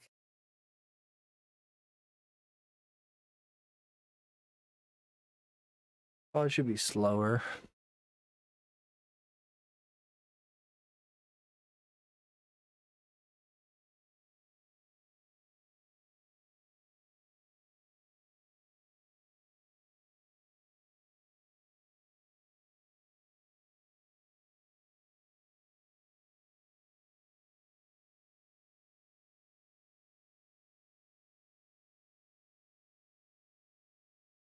Kind of just taps out of existence too quickly. I don't really love the animation curve there, but it's something.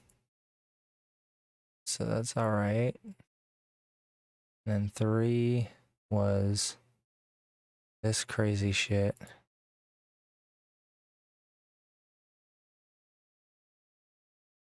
This crazy shit.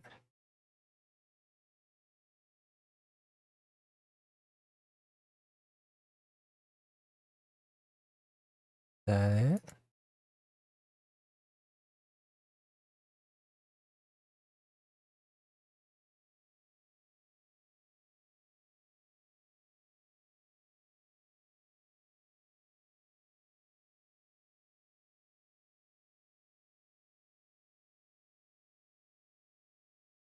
All right. Okay, so that one.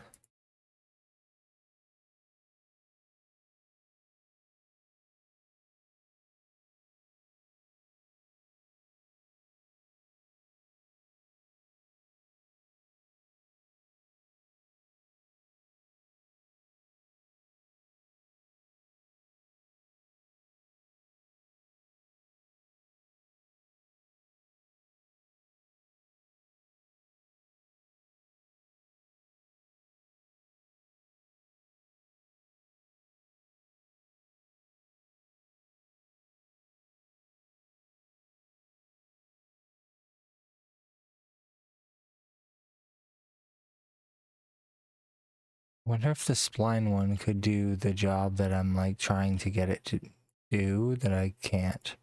So if we go to the most spline,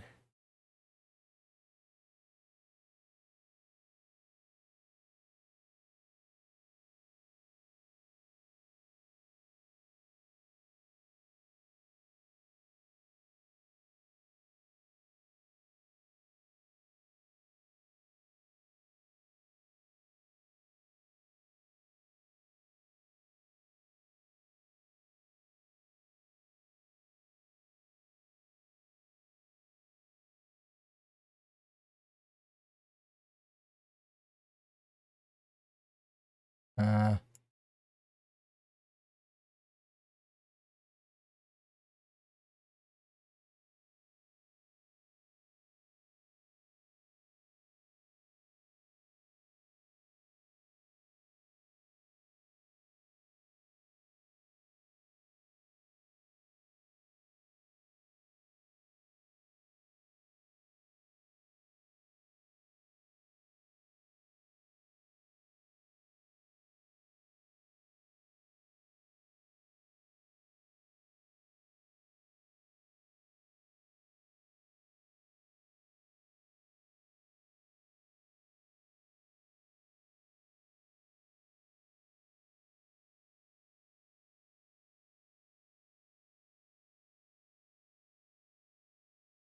another weird one. Whoa, what the frig?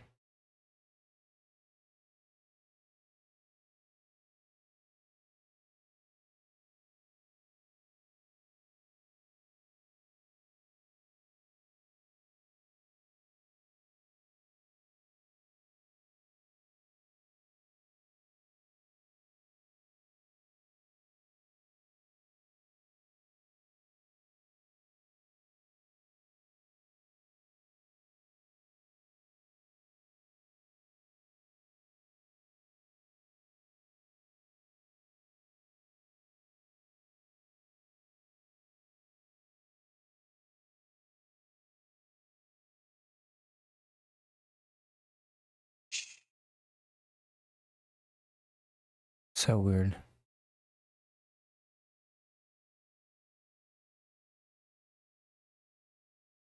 So not a plane effector.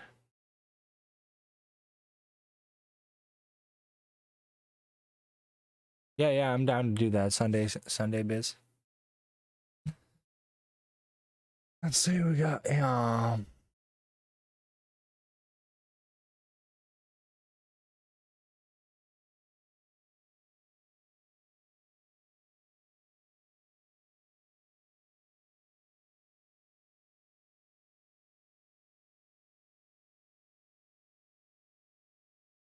bumming right now. Why they gotta do this to me?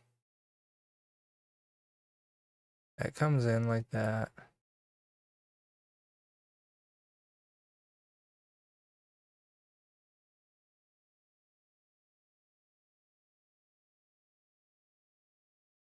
Three 15 a.m.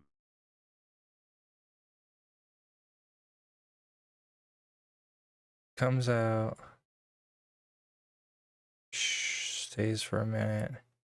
And then goes back down like such. I'm just guessing here.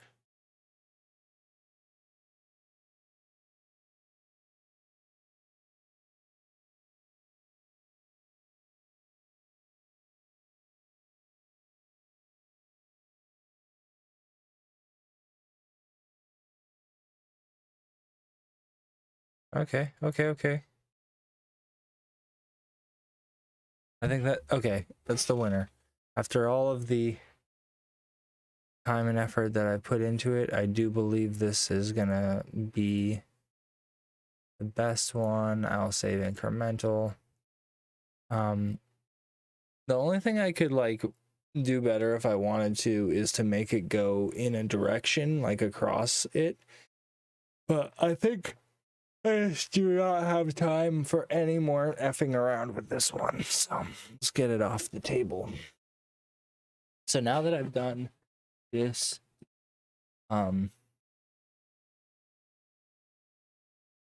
emanation, I can take the most spline, I can say 740 octane object tag, and we'll make it a hair boy. And we will press play. And I need to give it a glowy glow. This. And then I need to give myself a background. And that emission. Really get cranked. Texture emission.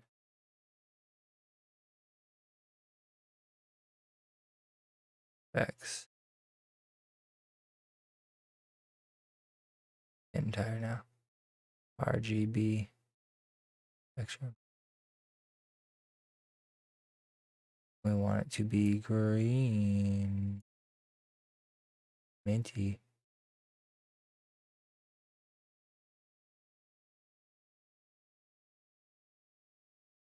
Yeah, that's it. And I will just pop over into my camera real quick.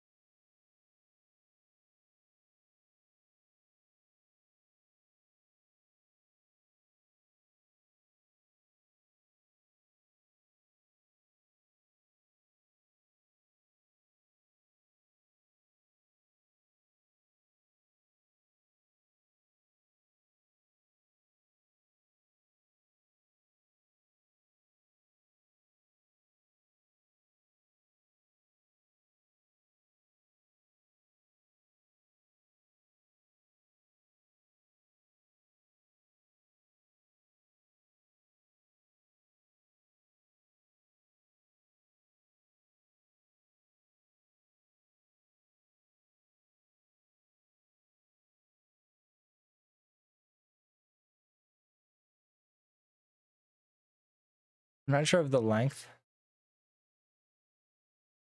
just yet. I won't mess with it too much.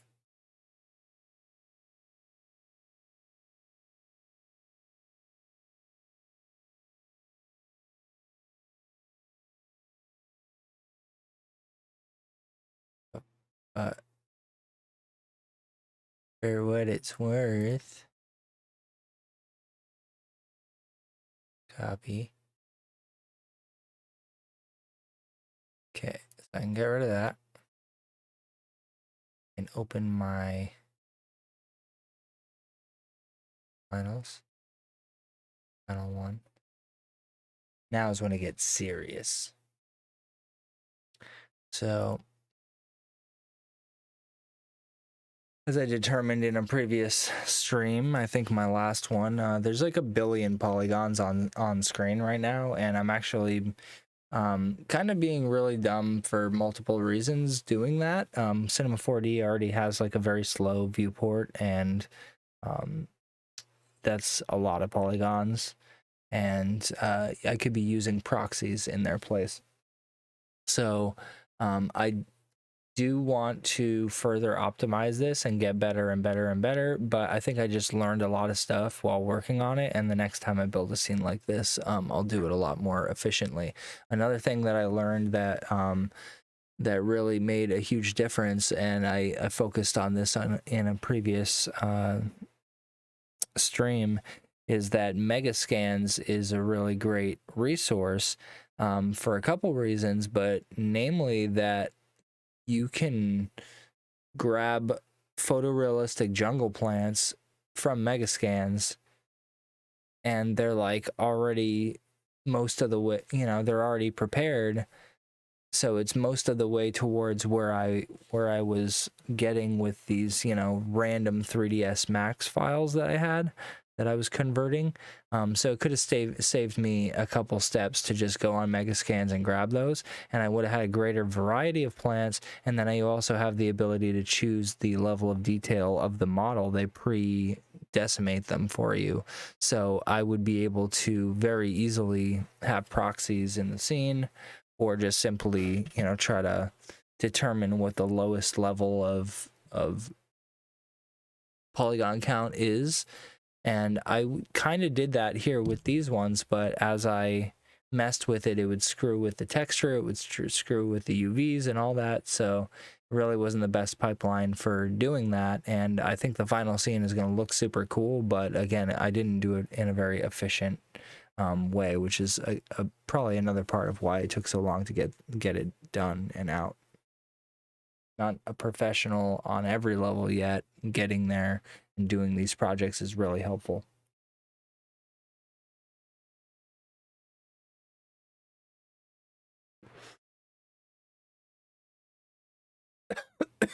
So we have the scene. I just want to check on my camera. I'm in the habit now of creating these compositional frames, as you can see.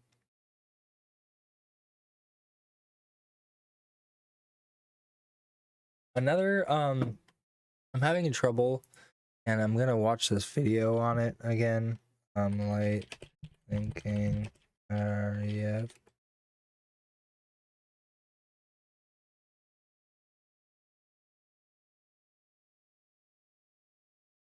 I'm gonna watch this tutorial on light linking real quick, because I know it works, but it wasn't working for me.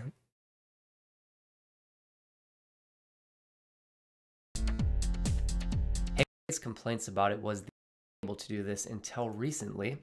So if you upgrade your Octane to, I think it came out in your render light linking. So I'm going to quickly the setup that we can access through our tags as well to do light linking.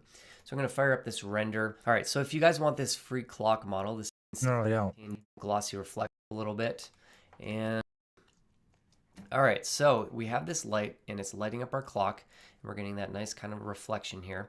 The problem is that it's also lighting up our brick wall and we don't want it to do that.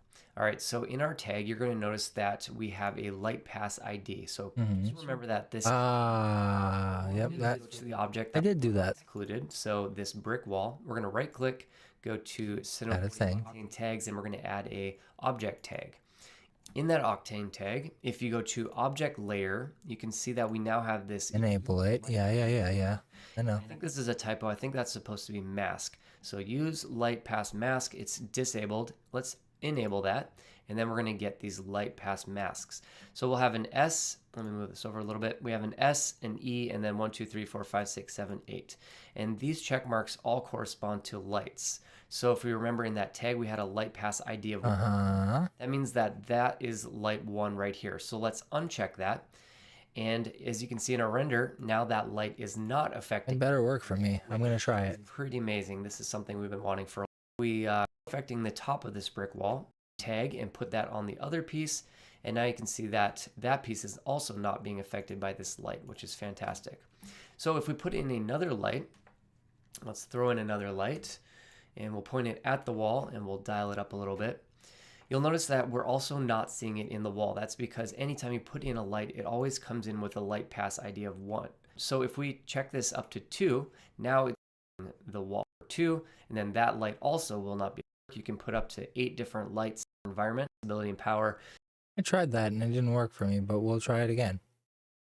I'm just going to try it in a default scene here. Get rid of that. Get a boom. Zoop, zoop. Zip, zap, zoo. I choose you.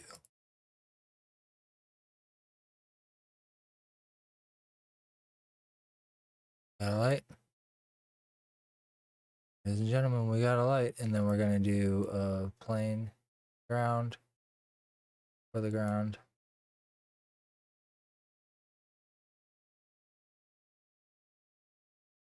I'm going to duplicate my light.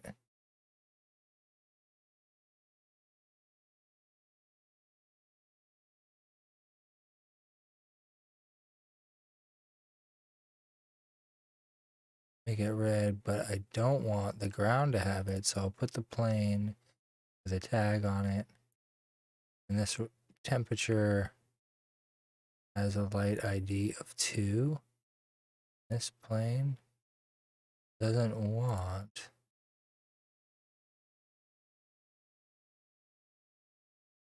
Oh. What do you freaking know, huh? Okay.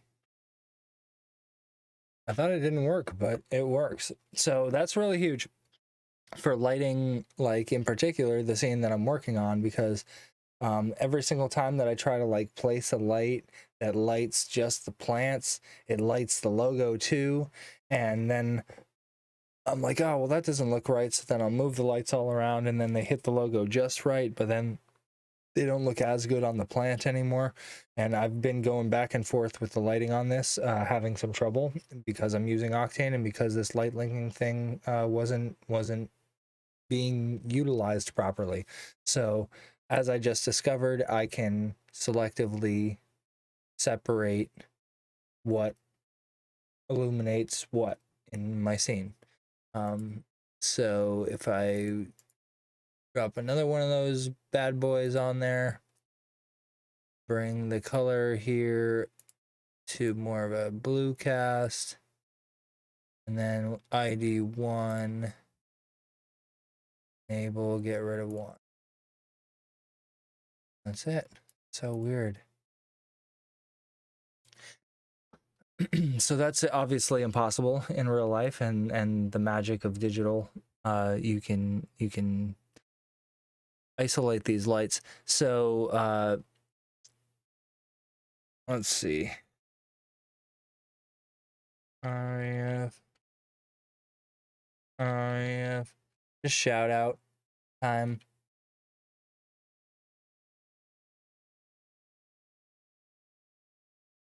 Just trying to find the stuff here.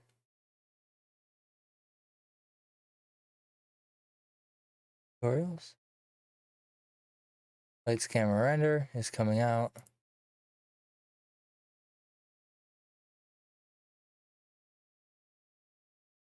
Still looking. Still looking. I'm gonna find it. Maybe not.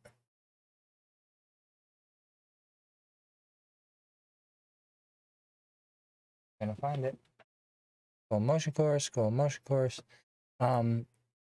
So I discovered this through a recent tutorial that David Ariev put out. He just did this whole series of like, I think 10 short videos. They're like 3 to 5 minutes. Totally different format than stuff I do. I should probably get into the short stuff. But he put out a bunch of little videos that have a bunch of really great tips.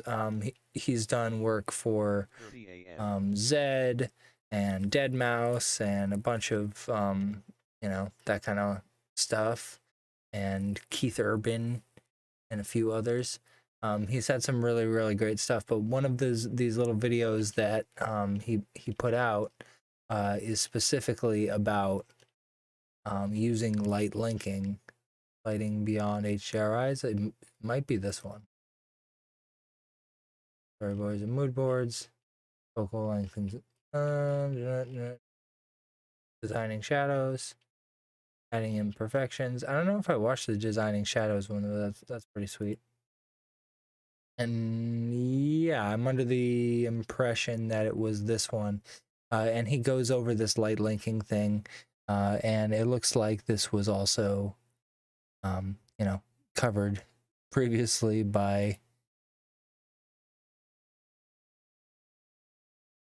another popular tutorial maker like a year ago or something like that. But it's always nice to get a fresh look at it, sometimes a little more in depth.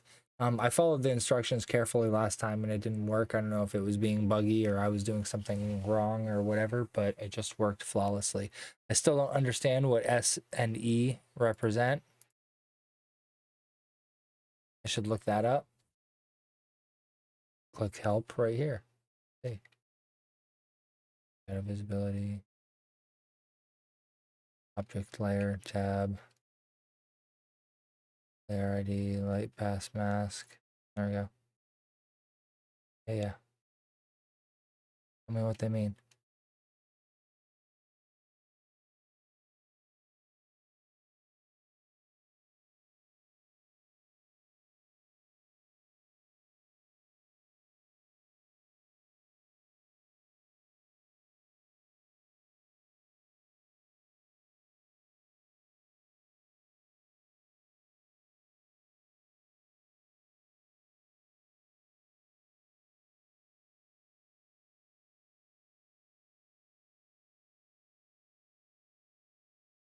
Huh. There's a lot more to these light linking. I should really go into this stuff. Do a follow-up video.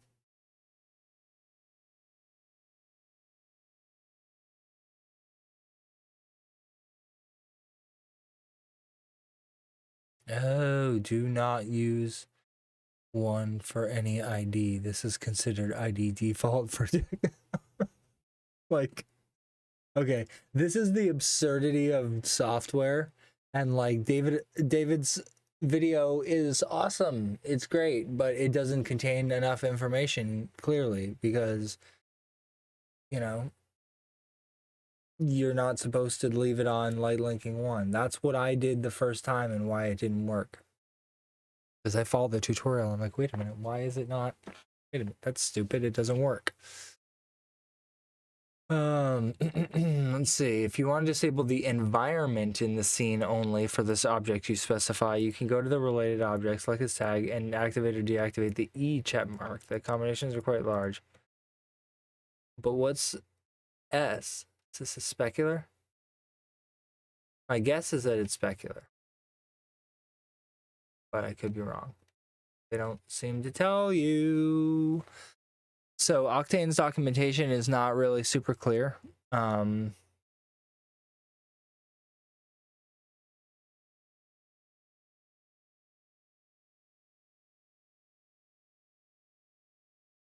set to 2, set to 3.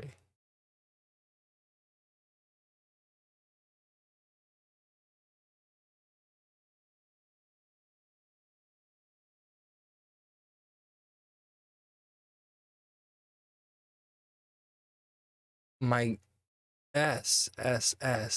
Do you think it means scene? I'm gonna have to ask. I'm gonna have to ask in the forum or on the Facebook thing. Does S mean scene or does it mean specular? Light linking invert. Did they remove that? Weird. And did I do one with 1? Light pass ID 1. Yeah, no, they say don't do it. 3.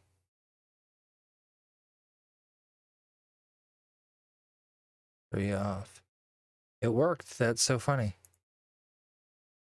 Now this environment, I'm gonna go into the image texture. I'm gonna create a share link.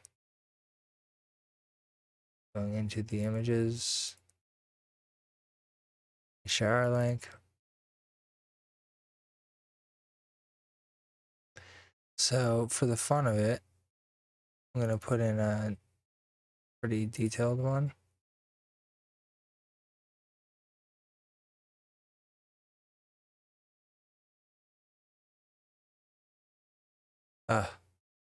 You're really gonna crash on me, aren't you?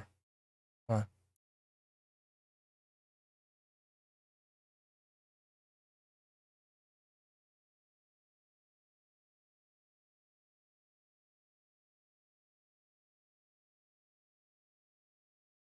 I'm just gonna leave it on. It's super, super bright. It's super bright right now. Yeah, you can turn off the environment. What?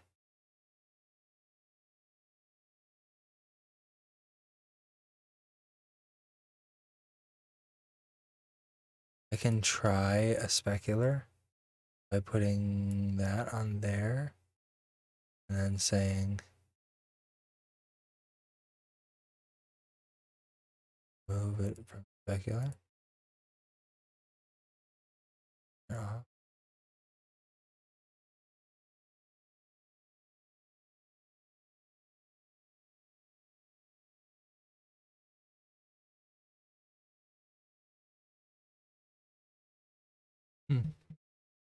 Okay. Well, I definitely learned some stuff about lights, in Octane particularly.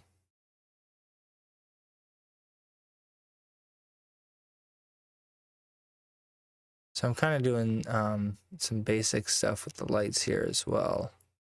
If I was to apply a softbox to them, that would probably be a better choice.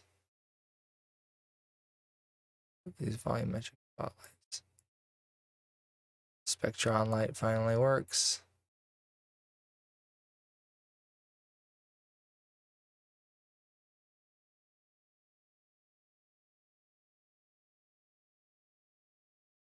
Oh, another thing that he suggested, David, was take the camera and to put like a little oil tank, a bobber.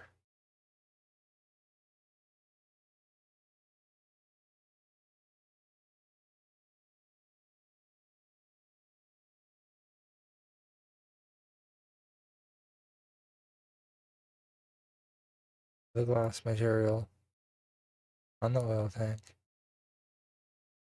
Say XYZ it to the camera.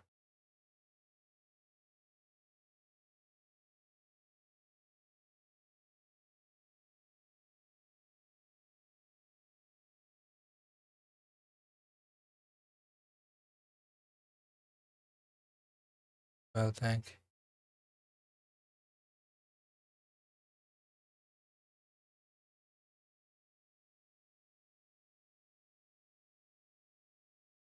I do that. Do that. Then I can go in here and crank up the dispersion.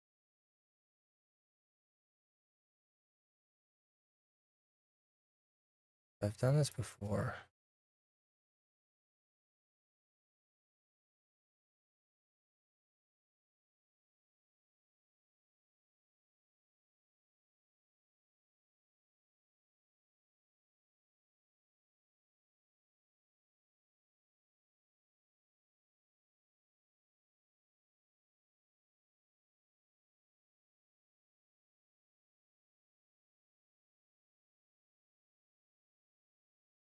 So that turns it into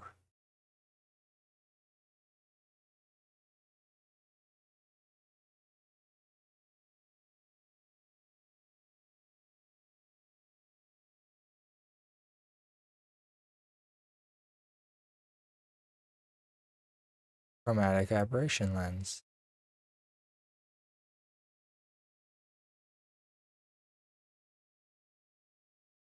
And that is a technique that I used quite a while ago.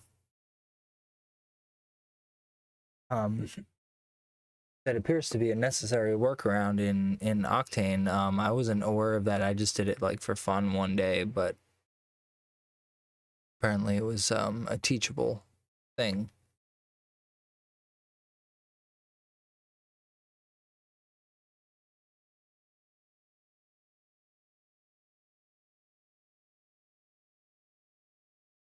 This is my fave, yo. So I basically gave it a fisheye lens. A cheapy, crappy fisheye lens. And I can go a few steps further now that I'm thinking about it. Damn. Try it. This is a nice side quest that I'm going on right now. Here. I'm going to go to my roughness map and put some fingerprint streaks on it.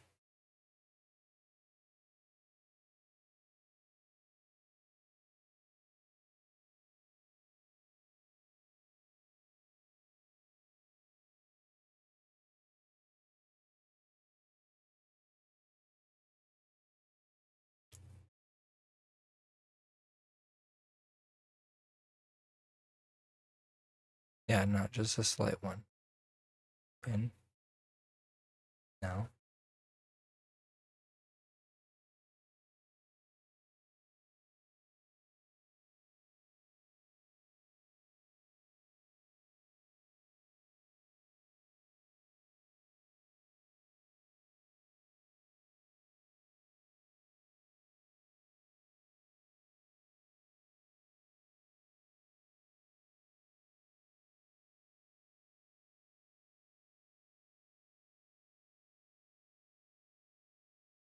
Getting there.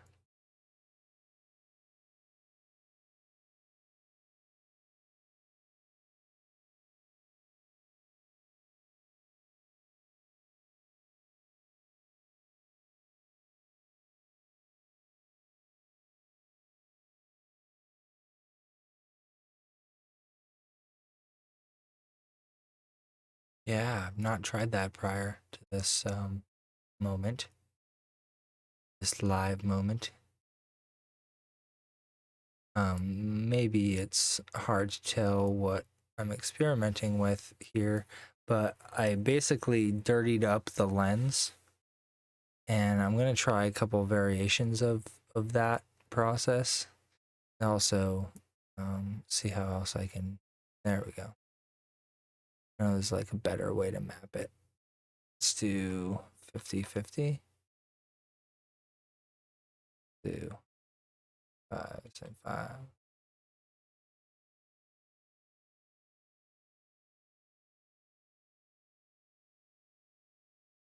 Now I've got fingerprint smudges all over the lens, and it's, you know, a little intense. So let's see if we can back it off a little bit.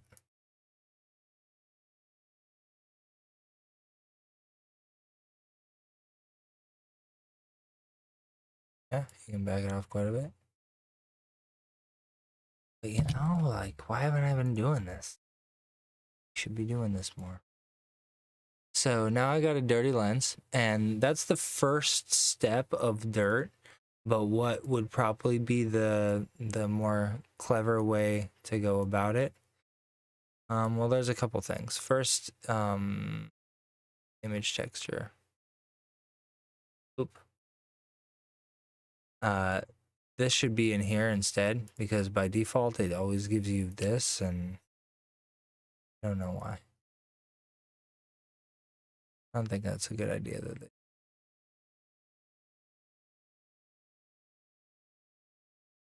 I don't know if it's lower cost for the CPU or GPU or whatever, but this should be the way to do it because it comes with all this extra stuff.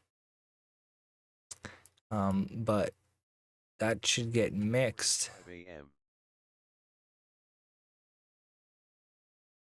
or added together or whatever, you know.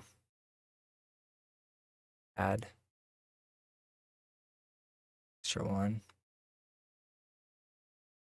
I'm gonna do like a scratches one.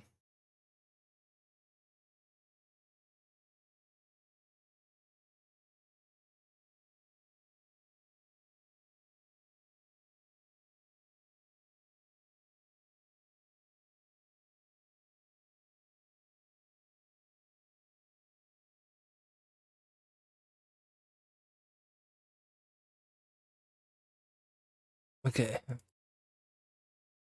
No. So now I have, I believe, yep.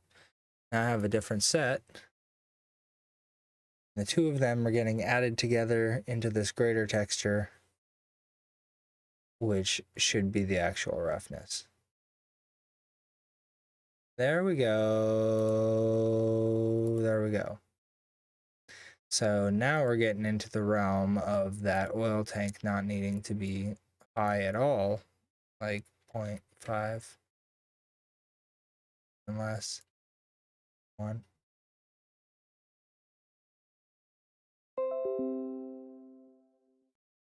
I'll do 0.2.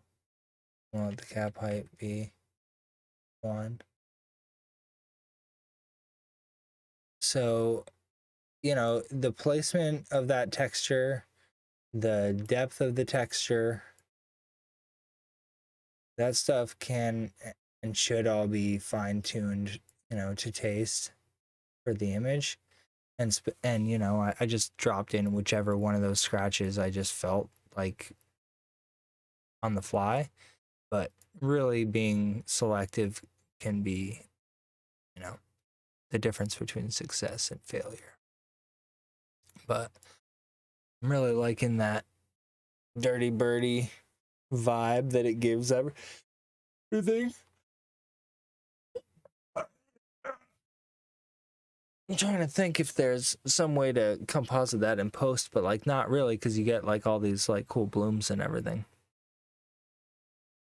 So I'm excited about that. I wanted to spend a minute messing with that. I'm kind of in the zone right now where like I've learned a lot of things and want to implement the majority of the things that I've learned for the first time, just because I've stored a lot of it in my head and you know that I know it, and waiting for the time to utilize some of it. And now I just realized, like, screw it, I'm gonna stop waiting. Just gonna start using all of this knowledge that I got.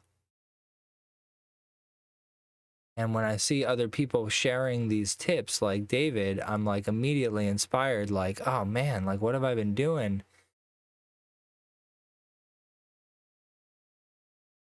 Sitting on my thumbs.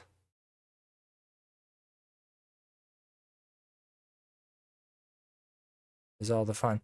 So this isn't a particularly great example scene to be using for it or anything.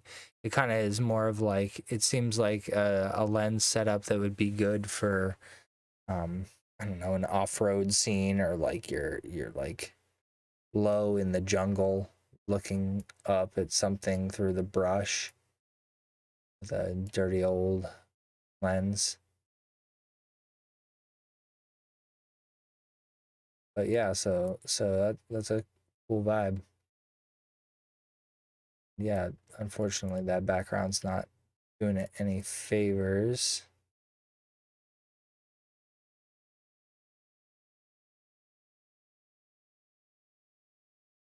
So we'll give it a little more vibe.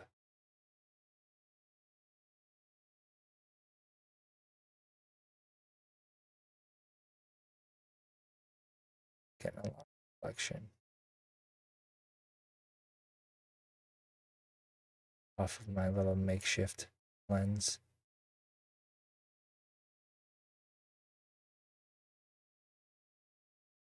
And those lenses do not need to be visible.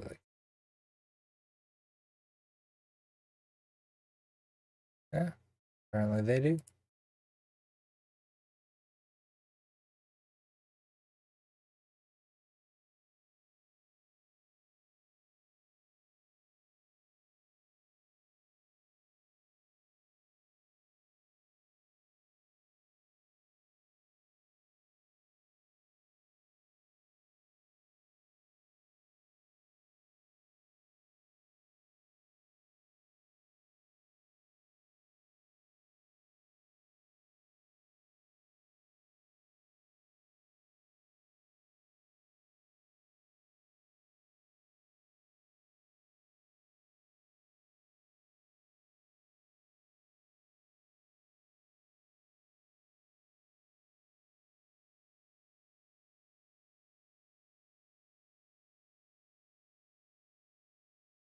Okay.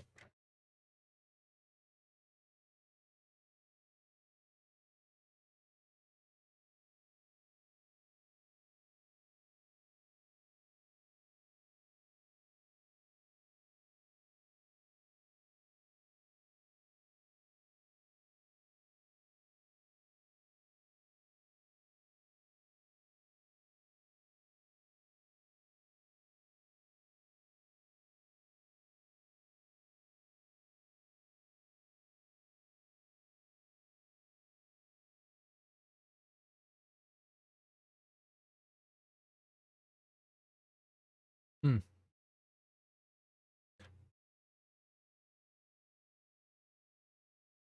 Too close.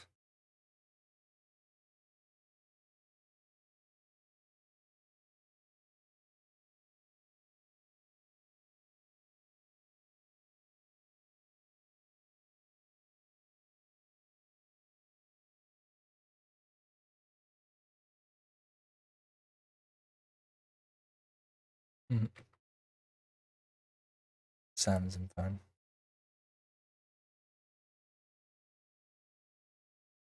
Dirty lens, dirty lens. Now we know.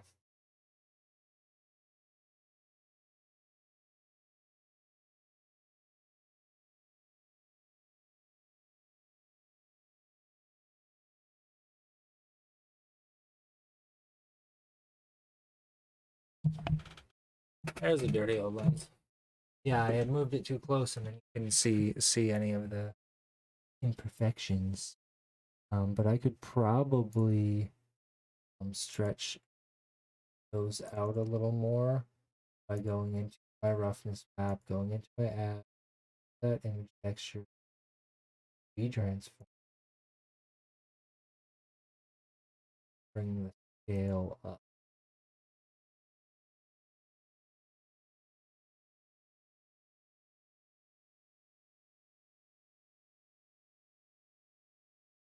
I've got these like 6K big honking.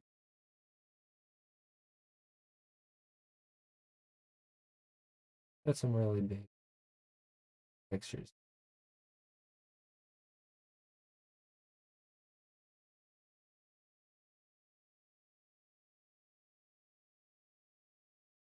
Ooh, yeah. A real dirty old piece of glass we're looking through there. I don't know why I just let, throw like a plant in there and some other stuff. Getting pretty gnarly. Unfortunately, our gold default cube here isn't all too impressive. But he doesn't care for you either, okay?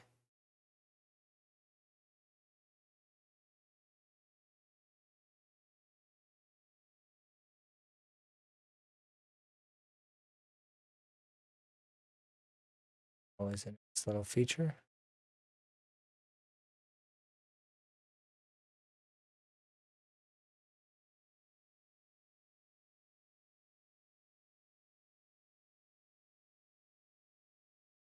So Aces is looking alright.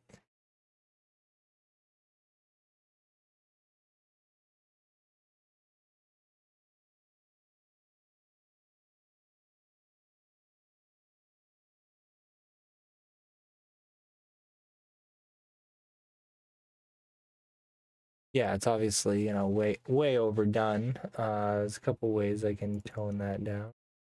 I think that the reflection. Oh, that's huge. I can take the F out of there.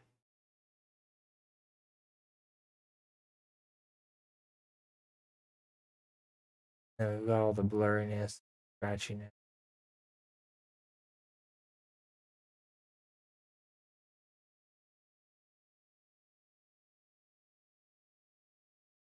Super important. Got like big old highlights. But they're so intense that it's clearly like too fucking now. Talking about Willis.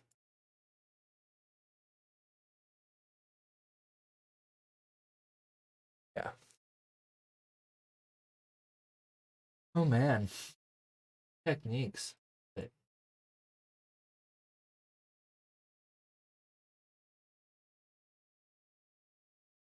Really hard to get a lot of the situation going on. In fact, the way the chromatic dispersion goes through the volume.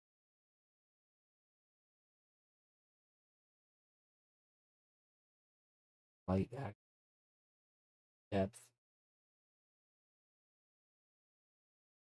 They're being used as a roughness map right now, but I could definitely be using them. I just meant because they give you the invert of it. Just invert it with an and I could make it so those are like legitimate little divots instead of just a alteration in the roughness map. You do both, but be just as well.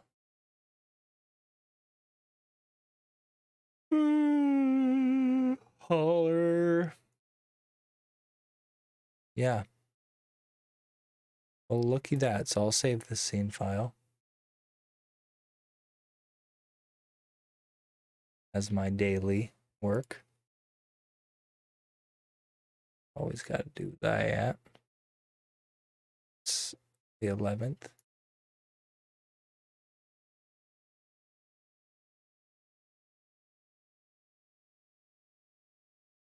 This is chromatic plus rough. Look at me naming things. Cool. Get some water. Smoke some bud. Probably play a game. Feel like playing a game?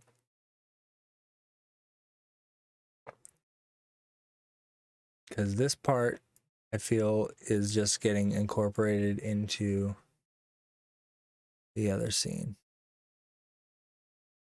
Final.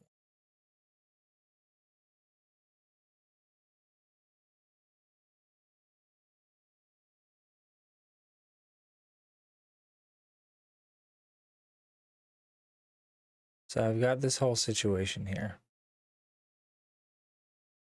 And what I think I want to do is just have the solid logo.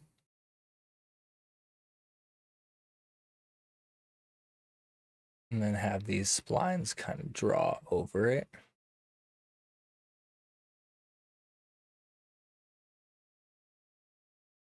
Because they don't have to be 3D. And there's really no treatment that we currently have for these that would require them to be in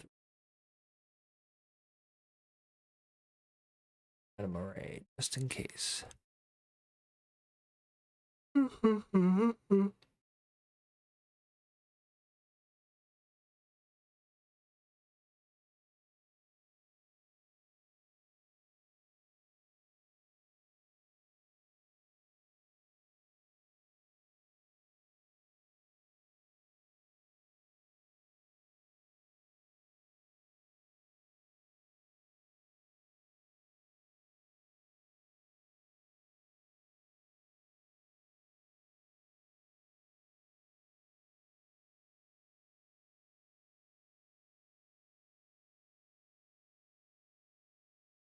Four AM.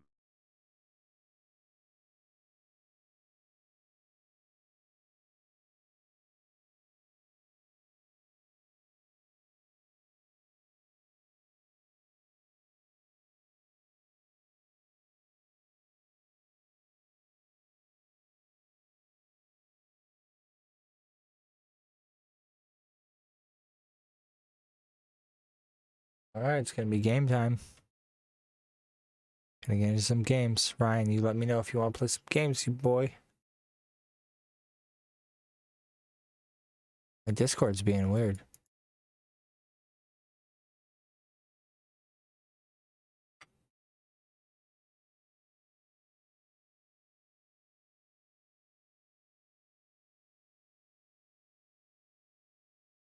Thanks for tuning in, everybody. Gonna wrap this thing all up tomorrow with the little one in school. So tune in with me tomorrow afternoon and we shall finalize the pathway animation. Dun dun dun.